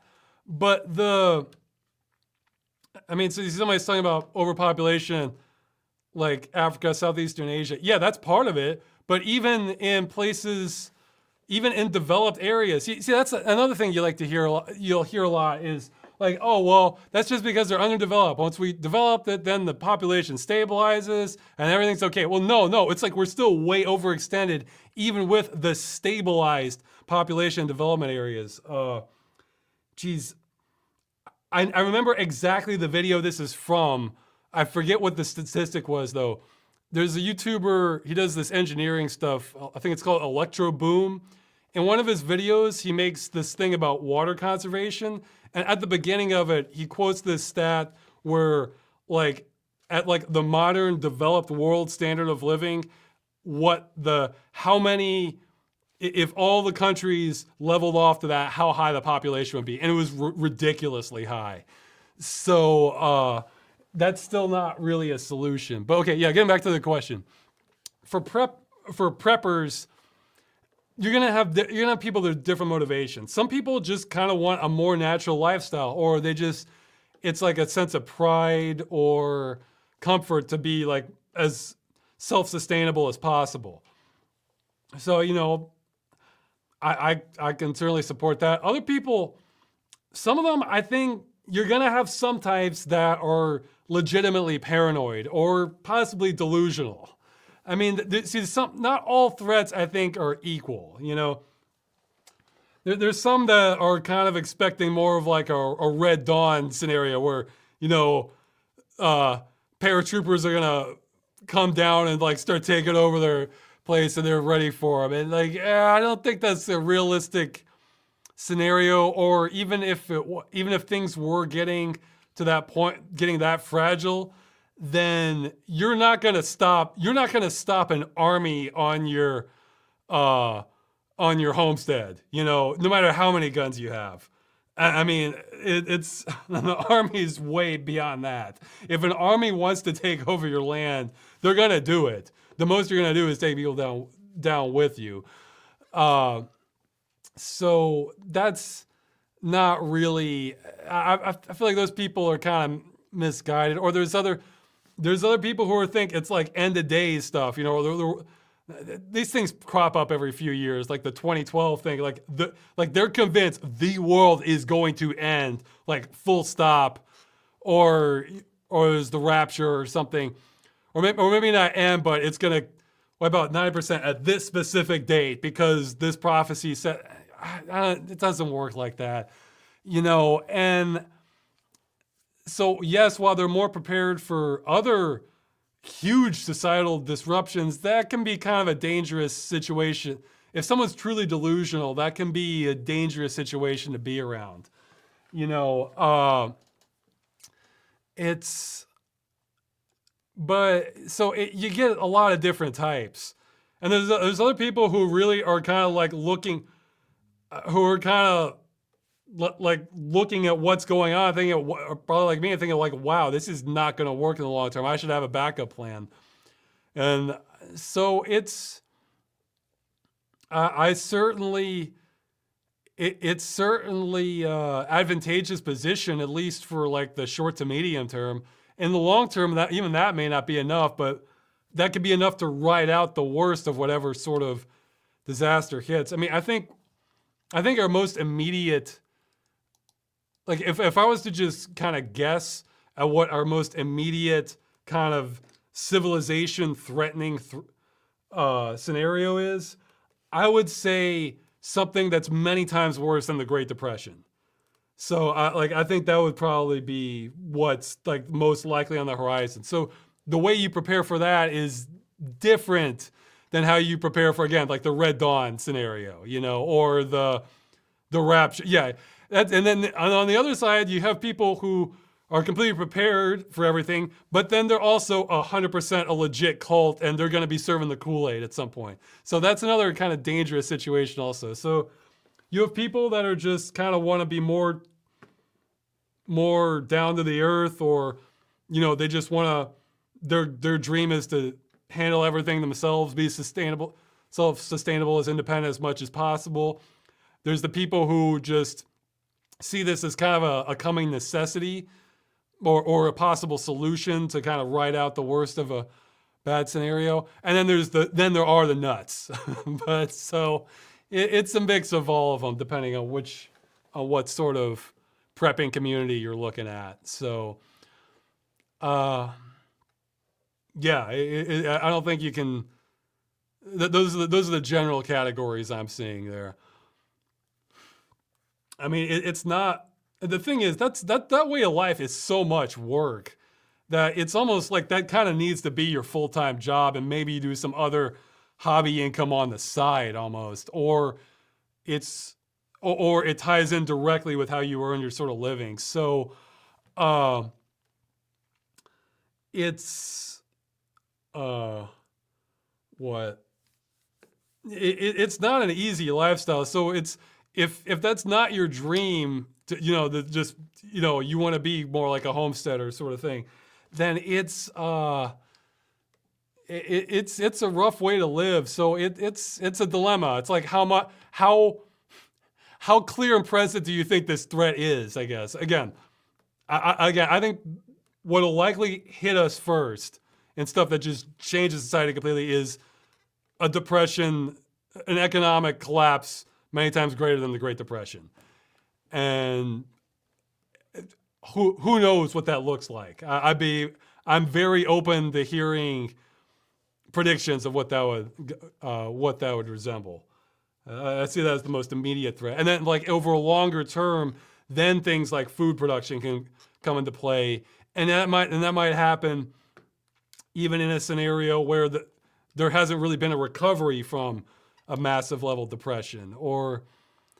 And then, yeah, people were bringing up in the last video chat with global warming, on a longer scale than that, then you're going to have more impacts from global warming. So it's like a progression of like just massive threats to civilization that it's going to connect to. So it's like pick a number and get in line with it. So, I mean, there always is a threat of, I guess, like, something like nuclear winter, from mutually assured destruction. But that one's sort of a wild card where, yes, that is a threat, but we don't seem to be trying to start nuclear war right now between, like Russia and the United States. So that's good. Keep it up. So that's one that can kind of be pulled out at later times if things kind of destabilize politically too. So, all right. I'll get a few more questions and I'll go to the live ones. How did you manage the 2 videos in such a short time? Well, I didn't start on Phantasmagoria after I was done with Veil of Darkness. In fact, I was about 53 minutes edited. 53 minutes were edited of Phantasmagoria 2 when I finished Veil of Darkness. I was actually swapping back and forth. Spencer in the credits was helping me because I'm getting help now. I'm giving him a percentage of the income from it, and even though Phantasmagoria 2 isn't earning anything, I'm giving up a percentage as though it were based on the Veil of Darkness rates. But I'll record my lines from a take, but then I'll do multiple takes, or then I'll screw up a line. What he does afterwards, I've been sending him the lines, I've been sending him the raw takes, and he cuts that down so that it's kind of coherent, and he has a pretty good sense of picking the best takes. So that saved me a lot of time, except he got to a point where he wasn't done with that yet. I was doing Phantasmagoria 2 to try to get it out of the way first, because I had a little bit done of Veil of Darkness from last year. I hadn't beaten the game last year, though. Again, because I thought I was going to be able to make it. I couldn't, and I ended up doing that, the Arkanoid game instead. But so he got to a point, he was like, up to 40 minutes, and then I realized, oh wait, we gotta stop focusing on Phantasmagoria 2 because I gotta get Veil of Darkness out first. So I told him, stop what you're doing, switch to that. So he went and switched to that. So then I started editing Phantasmagoria 2, and then once he caught up to that, and I was like, okay, now I switched back to Veil of Darkness and started editing that. And then he went back, then he went and finished Veil of Darkness, and while he was doing that, he switched back to Phantasmagoria 2. Like, there's an image from Wallace and Gromit that sums up a lot of the videos, how they're produced so well. It's where Gromit, the dog, is on this train, on this model train, and he's riding it, and he's like laying down railroad track as fast as he can, like directly in front of him as the train is going. That's exactly how it was. So for the remainder of it, so it was back and forth. If I had been smarter, I probably should. I didn't do Veil of Darkness first because I thought Phantasmagoria 2 was going to be more work, and I was worried I might be undershooting it with my time estimation and get a little too comfortable if I finished Veil of Darkness first. Like, I could have had Veil of Darkness done like a week earlier, and then I would have been late with Phantasmagoria 2, and I didn't want that, so. Yeah, don't watch Phantasmagoria 2 while eating. Yeah, in fact, I still need to make a custom version of that because my wife wants to see it, but she doesn't. I'm basically gonna censor the gore stuff, most of it from it, and make a custom cut for it. Maybe I can, if people want, I can throw that up on a Curse Farms junk. It's gonna be a real fast and sloppy edit, and it's still gonna have the sex scenes, so it's still gonna be age restricted. But if you want the vastly gore reduced version, then I can maybe put that up on Curse Farms junk. I was gonna do that for her. Okay, a few more questions.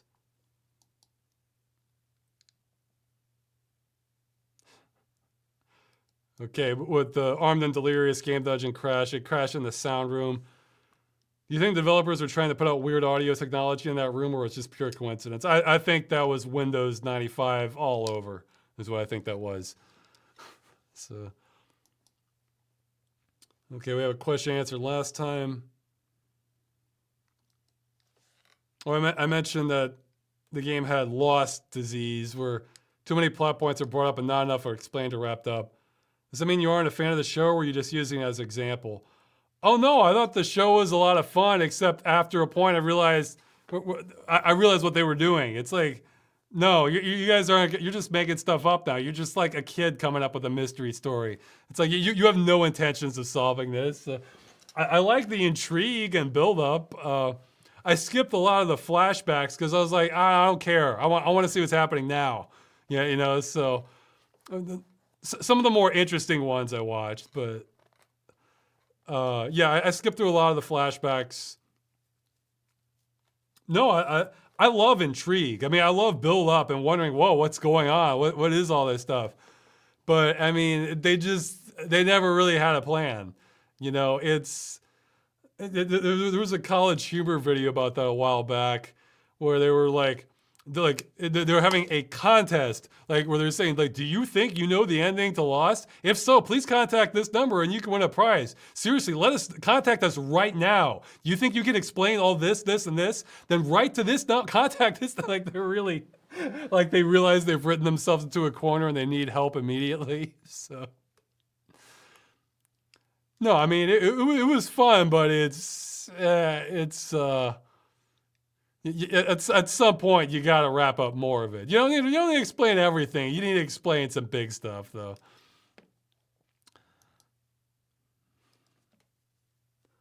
Let's see.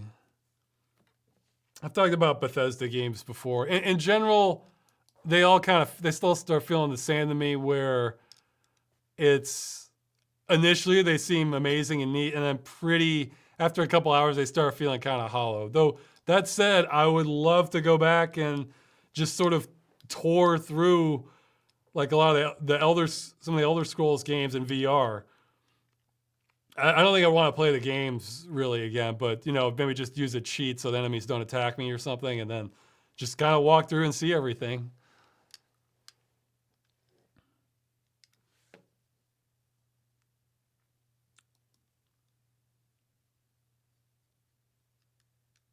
Yeah. Okay. This is an odd question. Do you think sometimes that right now we should try to get less servers providing services for us? Like YouTube gets billions of videos every day. Twitch is growing. Other video services need massive amounts of servers to save the video material. Also, multiplayer service. They need a lot of electricity.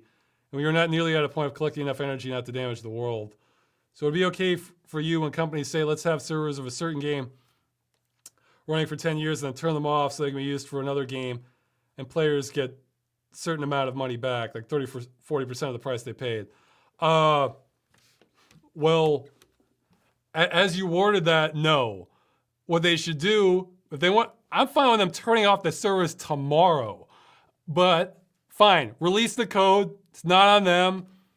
Let it die out naturally, Now, if it's an actual issue of power consumption, like, we just have to scale down, then, I mean, implement that. I'm not sure.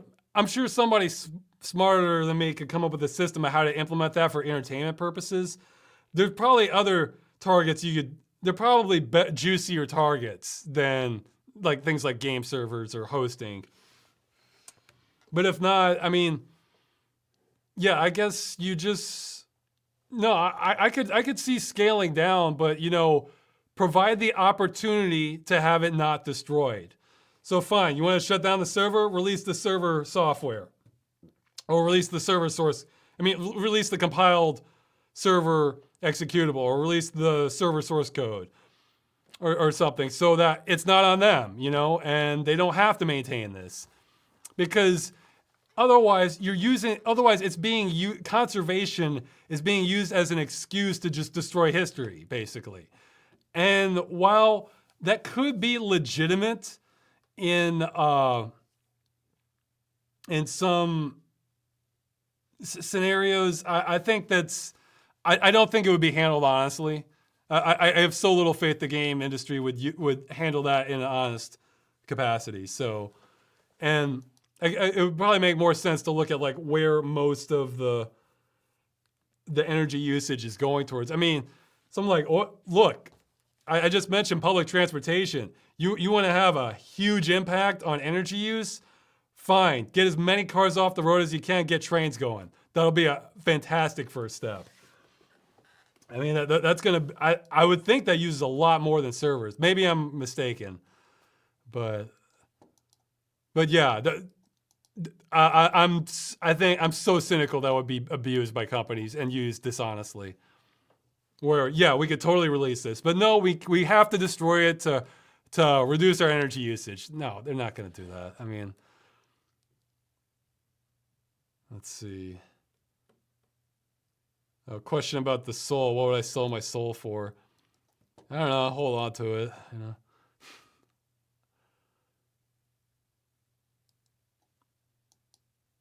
Oh geez. Okay, holiday-related video that could put you on the no-flight list. Was I talking about the new beginning? I think I might have. You know, I think I lost. I forgot which one. I think I might have because I sort of cut a portion out of a new beginning where I was gonna say I like seeing eco-terrorists in games, and I would like to see more of that in games. You know, so because eco-terrorism. Well, I don't know. Okay, we're getting into a different topic now because it doesn't solve the problem. Attention on it can actually be a sort of any news is good news. However, that's not how the media would do it. Like they'll wait until they'll wait until there's something really stupid that an eco-terrorist does, and that's what will get publicity. And if it's something where like, no, that they sabotage these pipes that were dumping toxins that will kill you into the water. Oh yeah, that'll get almost no media attention. But if it's something like they released these rats that were bred in captivity that can't survive in the wild, like from PETA, and so oh yeah, that'll get news. That'll get news all across the internet. So media manipulation, I don't know.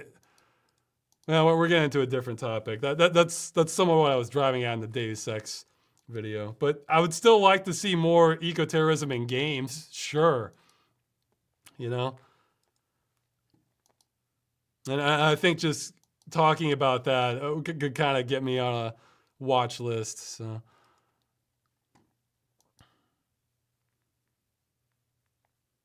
What do you do to get in the Halloween spirit? Try not. Well, once upon a time I used to like to watch scary movies and play scary games and stuff, or carve a jack-o'-lantern.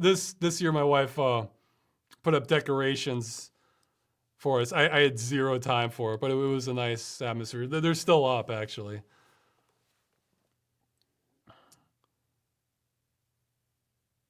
Oh yeah, another thing I forgot. If you sent me a custom intro for Game Dungeon, I don't think any of them were Halloween themed. My apologies, I did not get it up. I just had no time to review the new ones on the latest ones. I had to use something I had handy because I just had to get it out. Oh yeah, that was the other thing.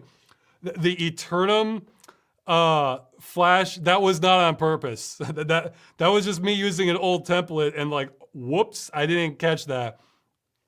Normally I try to watch, well no, pretty much every time I watch through the video to make sure there's no mistakes.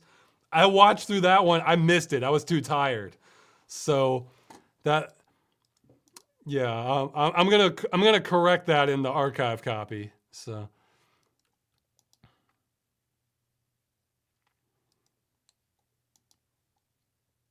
Let's see, I'm skipping some questions. I haven't followed Death Stranding because I don't want spoilers. Maybe I'll check it out in the future. Favorite clan of Vampire the Masquerade Bloodlines? I guess Malkavian. They're most fun. Yeah, I've thought about that before. Like, which vampire clan would I be in? I think it's a 50-50 toss-up between either Malkavian or Toreador. Toreadors are the ones like obsessed with art, and they can literally just be stunned if they find just something beautiful or fascinating. I have some of that. So I'd probably be a Malkavian that thinks he's a Toreador. that might be how it would work out. Okay, skipping more.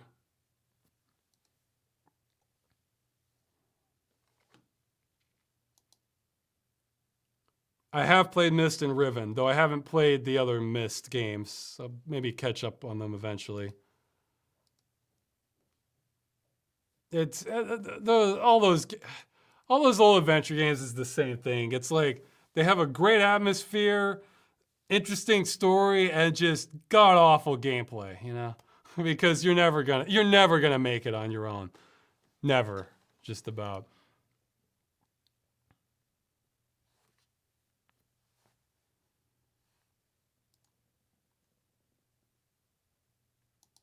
Yeah, what phone do I? Yeah, somebody answered it.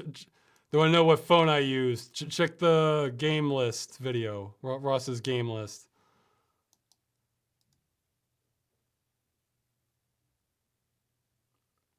Okay, yeah, that's it. So in the chat, put 3 equal signs in front of the questions. I'll try and answer some. Okay, let's see. And then you're gonna wait. If you're watching the chat, I'm looking at this in IRC. I'm gonna wait. It's gonna way outpace me usually.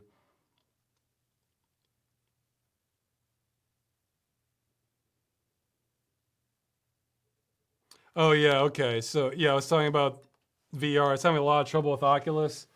Yeah, it's still the DK2. And yes, that's not officially supported. Well then fine, well, then why they need to keep breaking it then?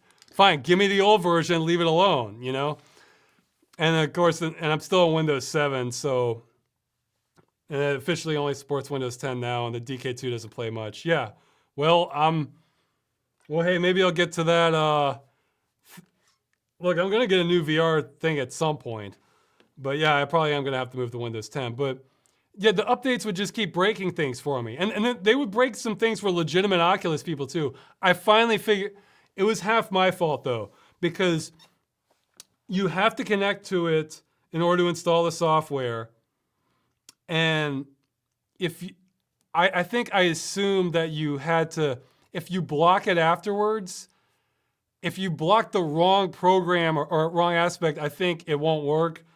But I was able to completely block it off from connecting to the internet after installing it. And so now it's like 6 months old and I haven't updated anything and it keeps on working. It's great. So, however, I really, really do not like how they handled that, and they made me really bitter towards Oculus. So, I mean, they broke it multiple times. It's like, fine. Because normally when you think of out of support software or hardware, I mean, they're like, fine, here are the legacy drivers. This is no longer supported. Good luck. They're not like, okay, your legacy drivers are working. Okay, now we're going to update and now it doesn't work. Go to hell. I mean, and they're doing this to people. Okay, granted, mine was a gift, but you know, the people who had a DK2, they were the ones that supported them before the big Facebook money. I mean, those are like their core supporters, so they're just dropping support on them. Like, well, I guess they gave those people a free consumer version once, so maybe it's not that bad. But it's still, I'm not used to that in hardware. I'm used to, fine, we are ending support. Good luck with what you have. Not, okay, we're gonna come in and screw with it some more. Go to hell. We're not, you know, it's not supported and we're gonna break it. That's what they're doing, so.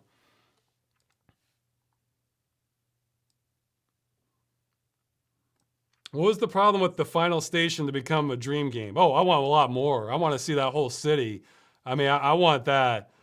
I mean, let's see, maybe even a 3D interpretation from it, or more of the story. I want to finally get to the core of like what was happening, or just like I want to see that entire world. See, dream game status.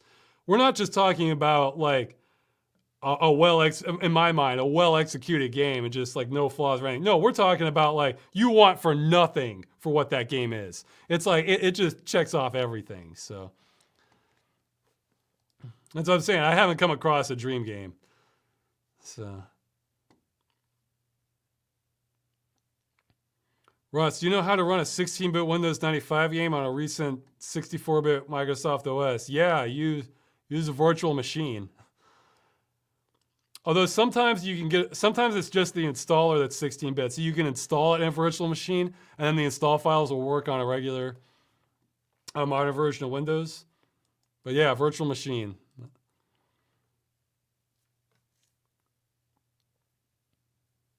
I have heard of the driver San Francisco thing. Yeah, someone gifted me a copy of that.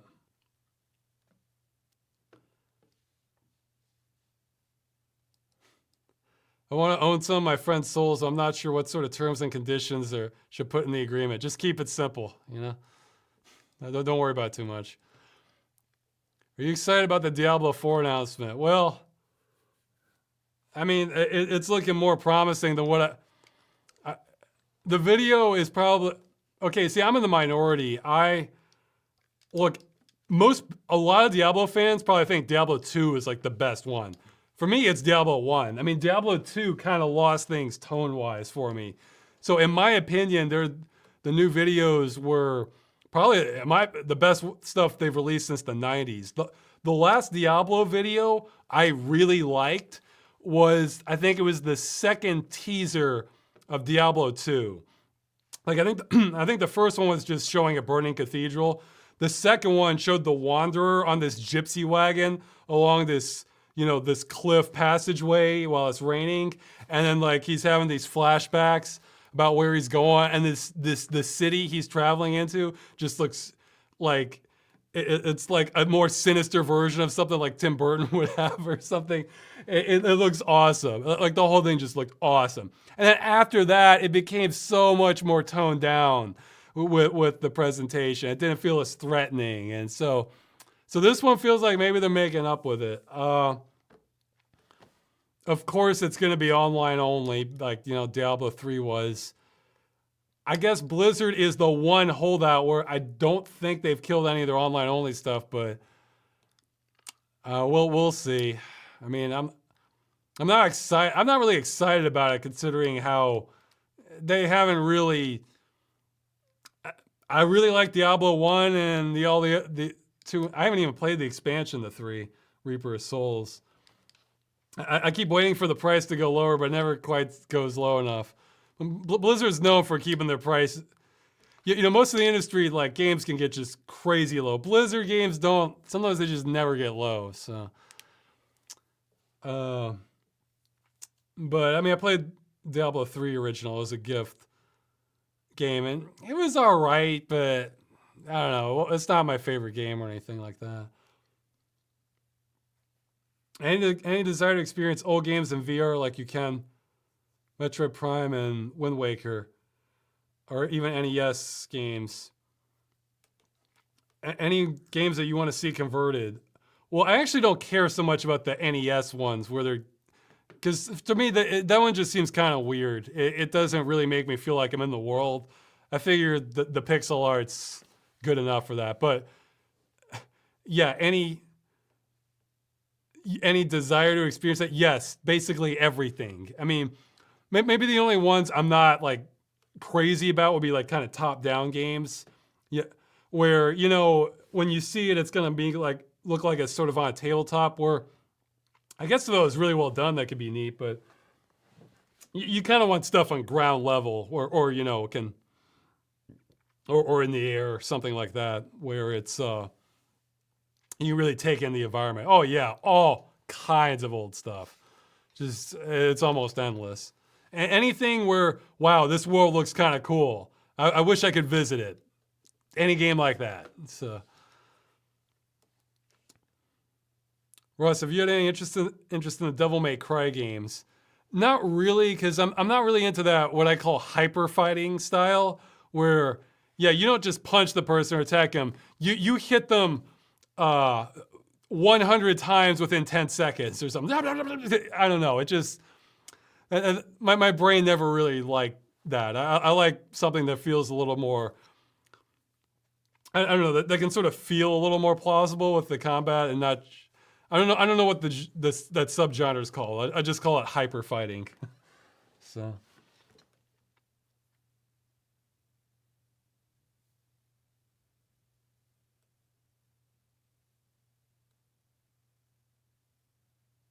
Okay, we have another follow-up on that spelling hypocrisy I've been saying. I think oh yeah, well, he's saying I make mistakes all the time. Well, I think I explained it last time. It's like, okay, he compares to the construction Bob when I say I make spelling mistakes all the time. Well, the thing is, how complex a game is Construction Bob? You know, there's only so many lines. Yeah, I make mistakes, but you know what? I don't get to patch my videos. You know, that Eternum thing stuck there in the Phantasmagoria 2 one. And also, I wasn't releasing this like for sale in stores. You know, I don't know. I think I mostly answered that last time. So, what kind of rock metal do you like if it's not something like indie alternative? I'm too ignorant to know. Like, I thought indie and alternative. Okay, well, alternative's a little different. I mean, I don't know, just stuff that sounds kind of meaty and just has a melody to it. Again, I wouldn't say it's even my favorite, but you know, Rob Zombie is a good starting point. You know, like 101, what rock, like I also like kind of industrial rock. Actually, I like a lot of like modern Alice. Yeah, modern Alice Cooper stuff is awesome. I mean, old stuff is all right, but like Alice Cooper is like somebody I think just got better in time, like for my taste.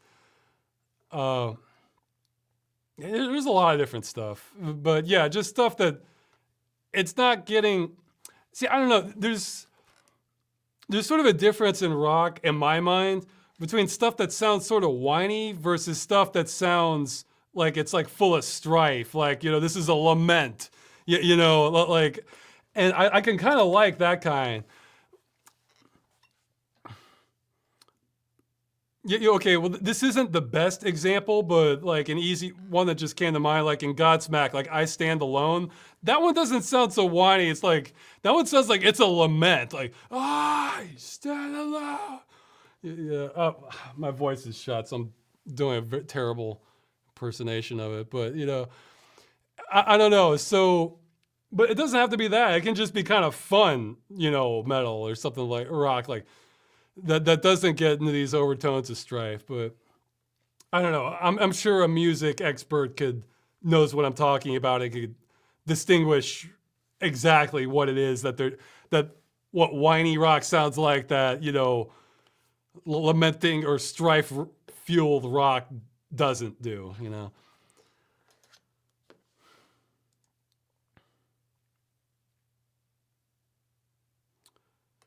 Would you like to play 2D games in VR if they would be modded to be 3D, like cardboard cutouts or something like Super Mario Brothers? I don't know how much that would do for it. I mean, it's the big draw of 3D in VR is that it feels real. Like it feels like you're actually in this. And if you see that, it's sort of like I don't know, sort of like a pop-up book for 2D stuff, or like a puppet show or something, where it's like, okay, but it's not, I don't feel like I'm missing a lot compared to just playing it 2D, so.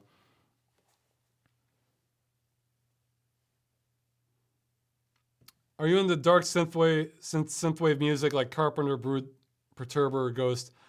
Some. Like it, I don't know. It sort of depends on how depressing it is. If it's like really depressing, maybe not. But if it's just sort of like it's like really moody and like sinister or something, yeah, I can kind of like that. I mean, and there is a certain kind of music where it's like sad but very nice or something. But it doesn't feel depressing exactly. So.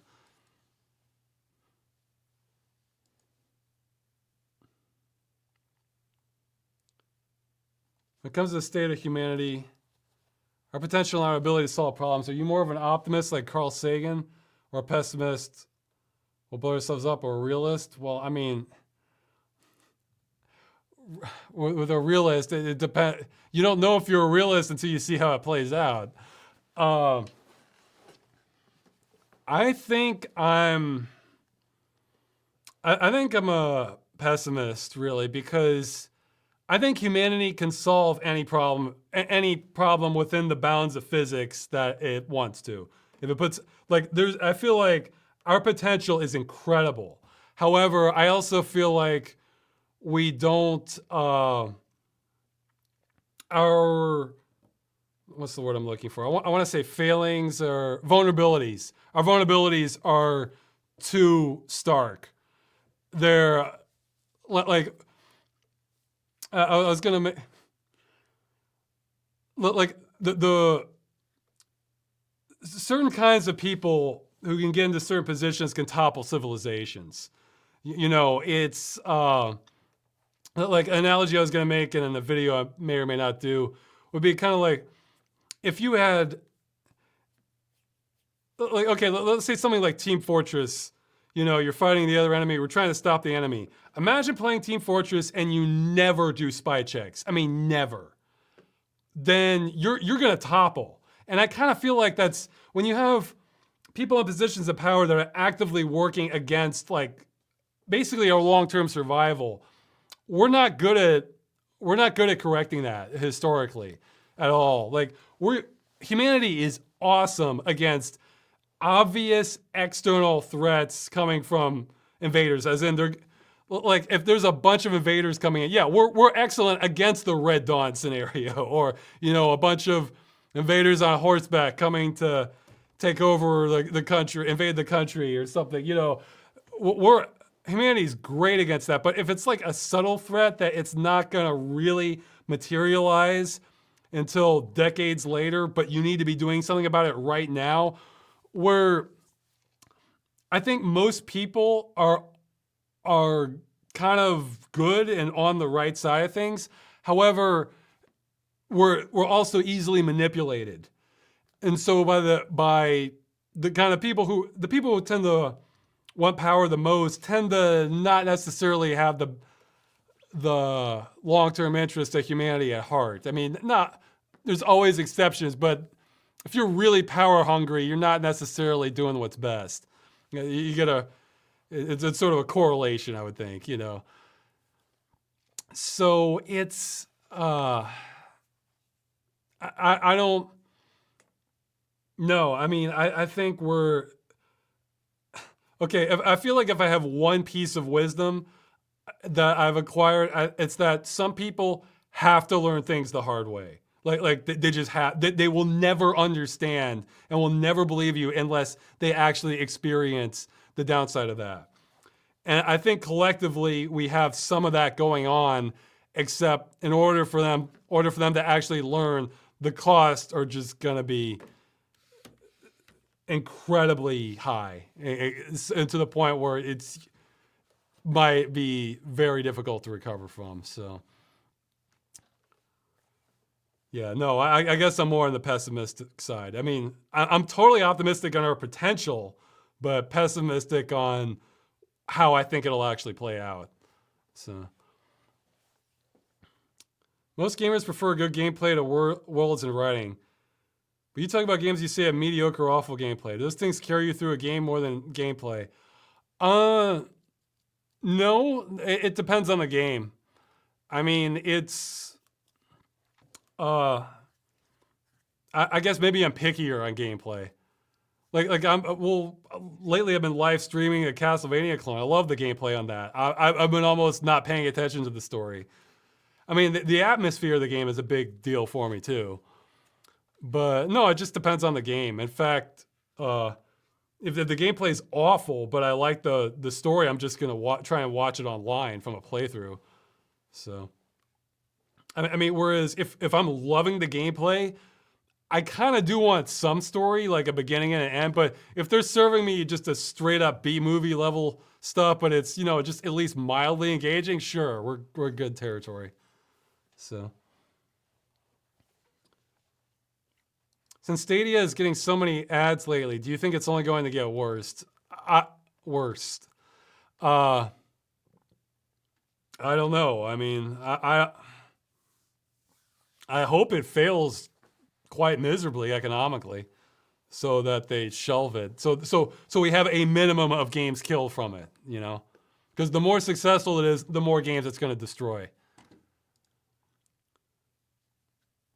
Who is the modder helping you on Freeman's Mind too? It's mostly been Toby, and I forgot his last name. He's in the credits. So, is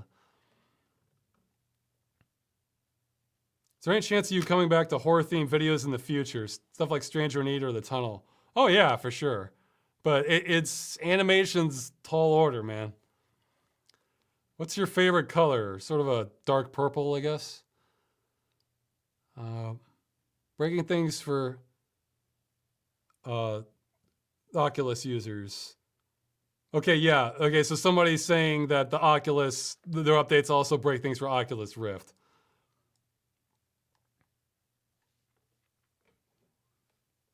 Let's see.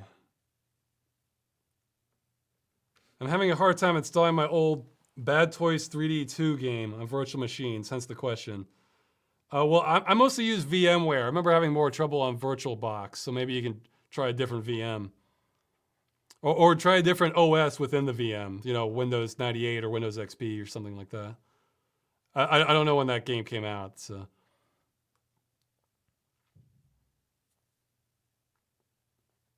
I mean, you can always give wine a shot, but that's another can of worms, too. Ross, you know about the pirate parties in politics?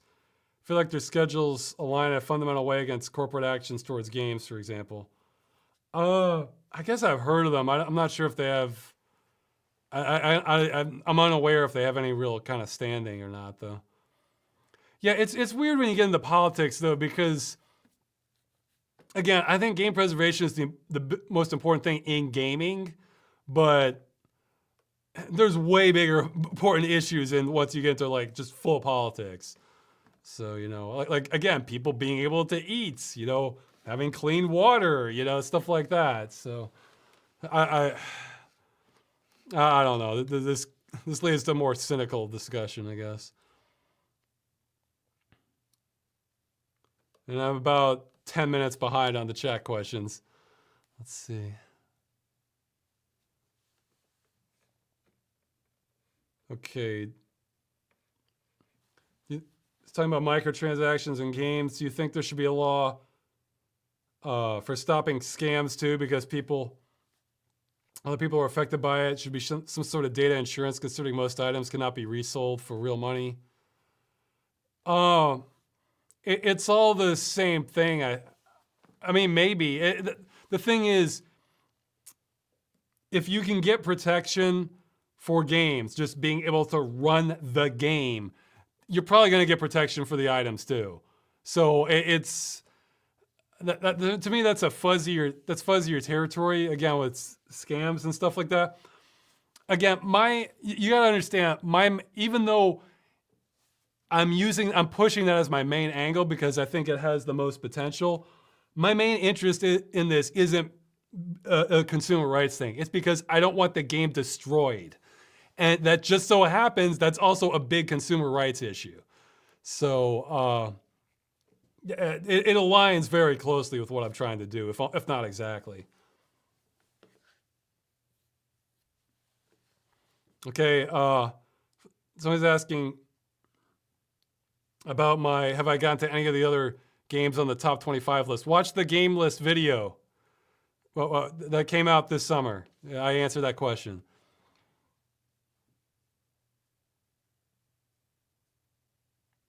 Okay, something else. Let's see.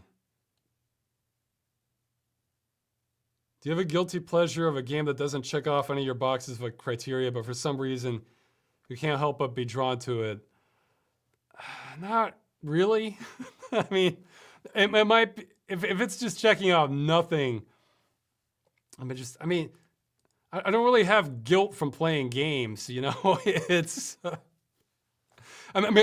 But basically, if I have guilt from playing games, it's because I know I should be doing something else, in which case I don't do it so much, though. But I mean, if I like a game, I'll own up to it, you know? If there's a game series or genre you wish was more popular.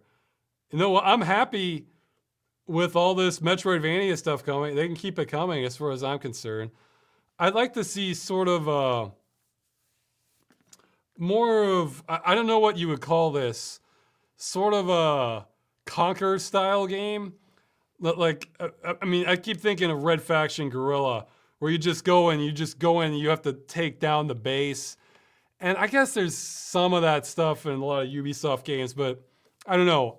I'm still kind of wishing there was something more like Planet Side, but from like a single player perspective. I mean, I would love something like that. But, and I like more kind of just driving games that are kind of like in scenic countryside sort of areas, you know. because a lot of them were in the city and just street racing, and this one has tint the screen. They're ugly, so I don't know. But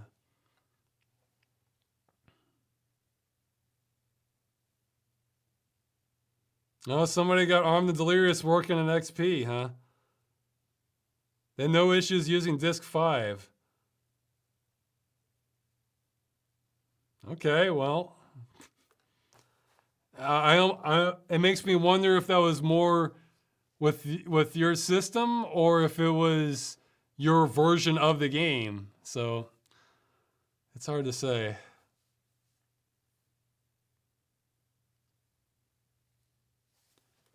Okay, I may start skipping a few and wind this down. Let's see. It's still.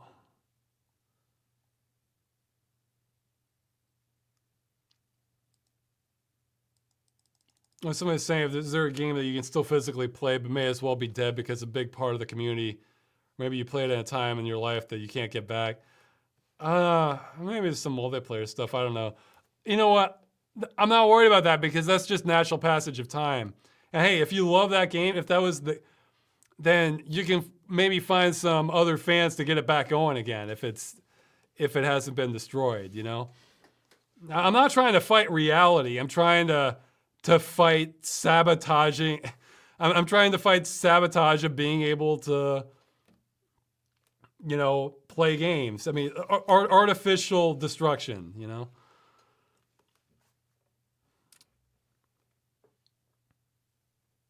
Oh, I didn't know another Zombie Panic update was coming. Yeah, maybe I can do that another I guess what sort of turned me off from Zombie Panic is I really love playing the zombie, but when I play zombie, it gets too unbalanced.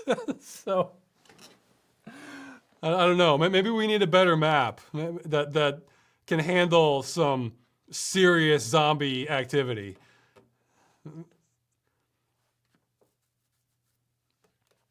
Okay. Releasing behind this, you're gonna release behind the scenes stuff for Freeman's Mind too. I don't have plans for it really. I don't think it'd be that interesting. It would just be like, oh, well, that's kind of boring, you know. Look, I have some other miscellaneous stuff coming that I think they'll be much more interesting.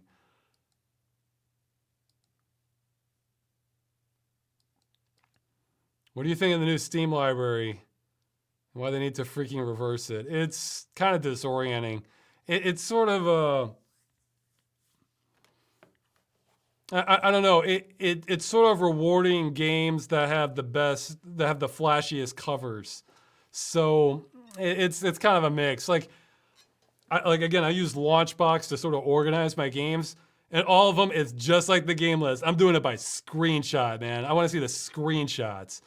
So, I mean, I don't want this fantastic cover that I want to put as a poster on my wall, and then just the game's not that interesting. And it's just that's gonna keep catching your eye in different ways. So, well, Steam likes to experiment, so at least maybe they can. I don't know. They might be able to have like a legacy option. I don't know. I haven't looked into it too much. Is taking up Freeman's Mind 2 a tough decision? Well, a little bit. I mean, I would just as soon work on other stuff, but at the same time, that Begathon just saved me. So it's kind of like a duty sort of thing. Yeah, and you see my mouse cursor going by here. I'm actually looking at different questions on my screen because of how OBS is capturing this.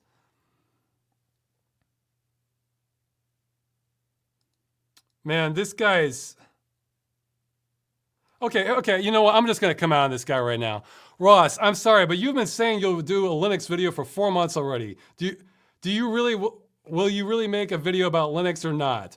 Linux is the #1 reason this video has been delayed, and that has happened.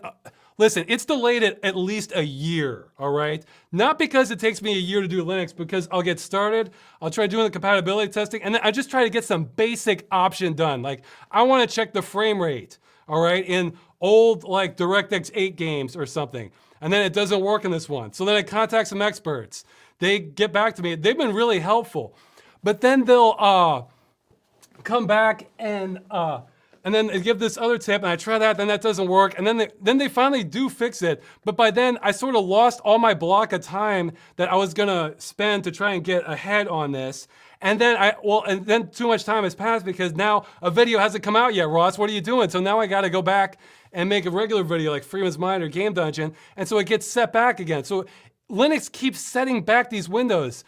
Okay, the amount of problems I've run into with Linux. 1, monitoring the frame rate. 2, getting VSync to turn off. Okay, and everybody's gonna say, yeah, just go to like the control panel and uncheck the option there with sync, I forget what it's called. Well, that didn't work because with the NVIDIA drivers, they would keep activating what's called adaptive VSync, which means that if it's at your monitor refresh rate at 60 frames per second and it drops below that, then it turns VSync off. But then if it's above that, then it turns VSync on. Well, if I want to benchmark something, that doesn't help me if it's above 60 frames per second. So it just keeps, there were more setbacks. I mean, this is stuff that like, I could have solved this in 5 minutes on Windows and it's stuff. Oh yeah, and then forcing anti-aliasing in old games on the driver level. Yeah, that one's, see, I'm doing things that maybe aren't as mainstream and I'm covering more obscure games. Oh, geez, there was something else that was just driving me crazy with it. Let me check my notes here. I have been, if I can find my notes on this. Yeah, here we go, Linux mess. Oh yeah, I have some notes here. See, I'm testing a lot of legacy games. Let's see. Oh yeah, and I also had to come up with a command to forcibly, because sometimes if I force AA, anti-aliasing on the driver level, it will, it'll just lock up the whole system or you can't get out of it. And then so I had to come up with a script to forcibly shut it down after like 20 seconds and then run that before I run the program. And then, yeah, I think what finally set it back a bunch was I was doing a lot of this stuff in Play on Linux because I'm not doing modern games. There's no DirectX 11, no DirectX 10 stuff, no Steam games. You know, this is all like old school kind of like DirectX 5, 6, 7, 8 stuff that I want to test. And so I heard that Play on Linux was actually better for that. But now, and then the people supporting me finally changed their mind and say, no, you should be using Lutris. So now I got to start over with that. And again, a lot of the games I'm testing, a lot of games are in no Linux gaming database. Because, you know, I play a lot of stuff that's off the beaten path. So you have to assume anything I'm testing is not going to be in the database. And there's not going to be existing tests for it. Oh yeah, and then like the CD emulator kind of slowed me down more than it should have, but that might have been like, it was recommending the wrong one. But yeah, the adaptive the fact that the drivers were forcing on adaptive VSync, even when you had VSync turned off on every other level, that was a new one. And that stumped some Linux people who hadn't seen that before. Let's see. Yeah, and then in order to force the anti-aliasing, you had to go into the registry inside Wine. What were some other ones? So, I mean, man, don't get on my case for how long it's taking me to do something. I mean, okay, I admit, I'm a little more on edge because I literally, in the week leading up to Halloween, I literally put in, let's see, what's 50, here, let me do the math here. 70, yeah, okay, I put in over 100 hours that week. So, okay, so to hear people come, Ross, are you gonna do this or not? Like, I admit, that gets under my skin. That's why I'm really trying to get a better flow. I'm really trying to get a better flow with the editing. But yeah, the Linux, see, I was ready to go to test this stuff on like Windows 7, Windows 10, and Linux is just like, I would keep coming up to like this basic thing that I thought, oh, this shouldn't take too long to fix. And then, yeah, then it takes forever to fix. So, and it was, I don't know, because I'm testing anti-aliasing on old games. And I'm trying to go after the weak points with Linux. So, yeah, you can see me getting worked up on it. Look, my aggression, it's really directed at Linux, but you know, I realize you guys don't see how much I'm doing. So from your perspective, it seems like I'm just twiddling my thumbs and taking forever with the videos. It's like, are you gonna do this or not? You know, so it's, and oh yeah, and during that time, that was like announced that like wasn't Ubuntu, like I was doing Ubuntu Mate to test this, and then like they announced they were going to drop support for that, like for like older DirectX stuff, older wine, yeah, like for 32-bit wine libraries or something. And then I ended up walking that back later, but then I'm researching, okay, now do I have to switch my distro that I've been testing all this on? So look, it's created a lot of problems, all right? I am gonna finish that. That's a video I'd really like to get out this year, but I gotta do Freeman's Mind. And I'm behind on that because I had to do the Halloween episode. So this is how it is with the videos. That's why I gotta get more editing help eventually because everybody's gonna be frustrated if I don't. So yeah, sorry I got worked up about that. Again, I'm the sort of person, you can push my buttons, but they're weird buttons.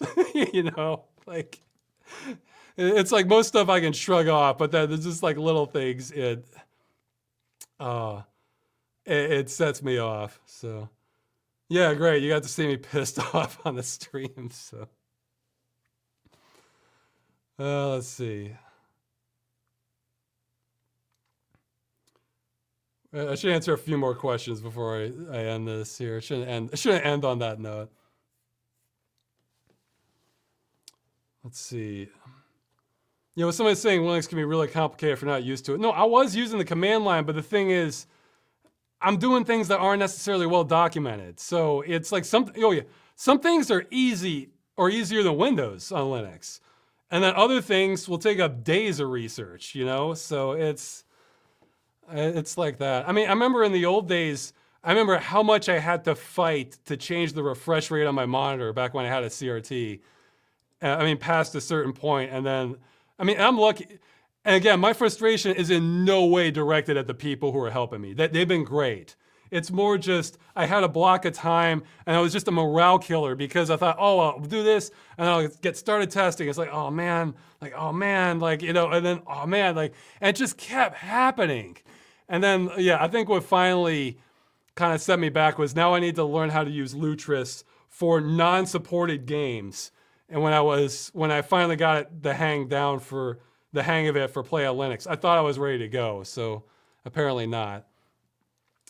But oh yeah, that's another thing I'm gonna have to test is like alternate anti-aliasing methods like DG Voodoo or something inside Wine, because I gotta be thorough on this. So that's another thing that like I kind of dread looking into it, but look, that's like the #1 video I want to get out really. That's not Freeman's Mind and Game Dungeon, but I have to do this right. You know, I can't just slap it together and miss something big. So, but yeah, Linux has been the holdup. If it wasn't for Linux, that video would have been out by now. So. Okay, somebody's saying they like my speaking style. I'm wondering how they can learn to be as engaging as I am in the videos or speeches. Would you ever write a book on how to do it? No, I just treat it like you're trying to explain it to somebody, you know, explain something, or like just talk like somebody's in the room with you and you're trying to get on it. So.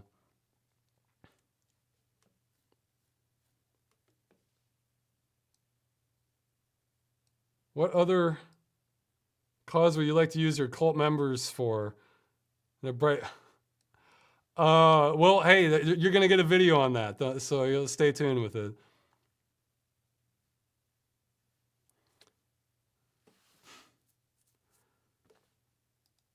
Are you planning to do a Scary Movies top 10 thing? Yeah, I'd love to do that. I just didn't have time for it this year.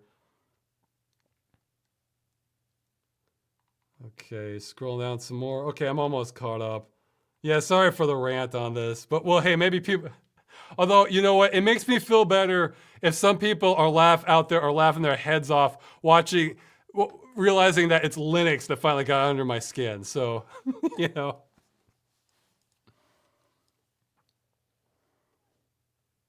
Your estimate for finishing Freeman's Mind 2 is 5 years? Oh, I didn't remember that.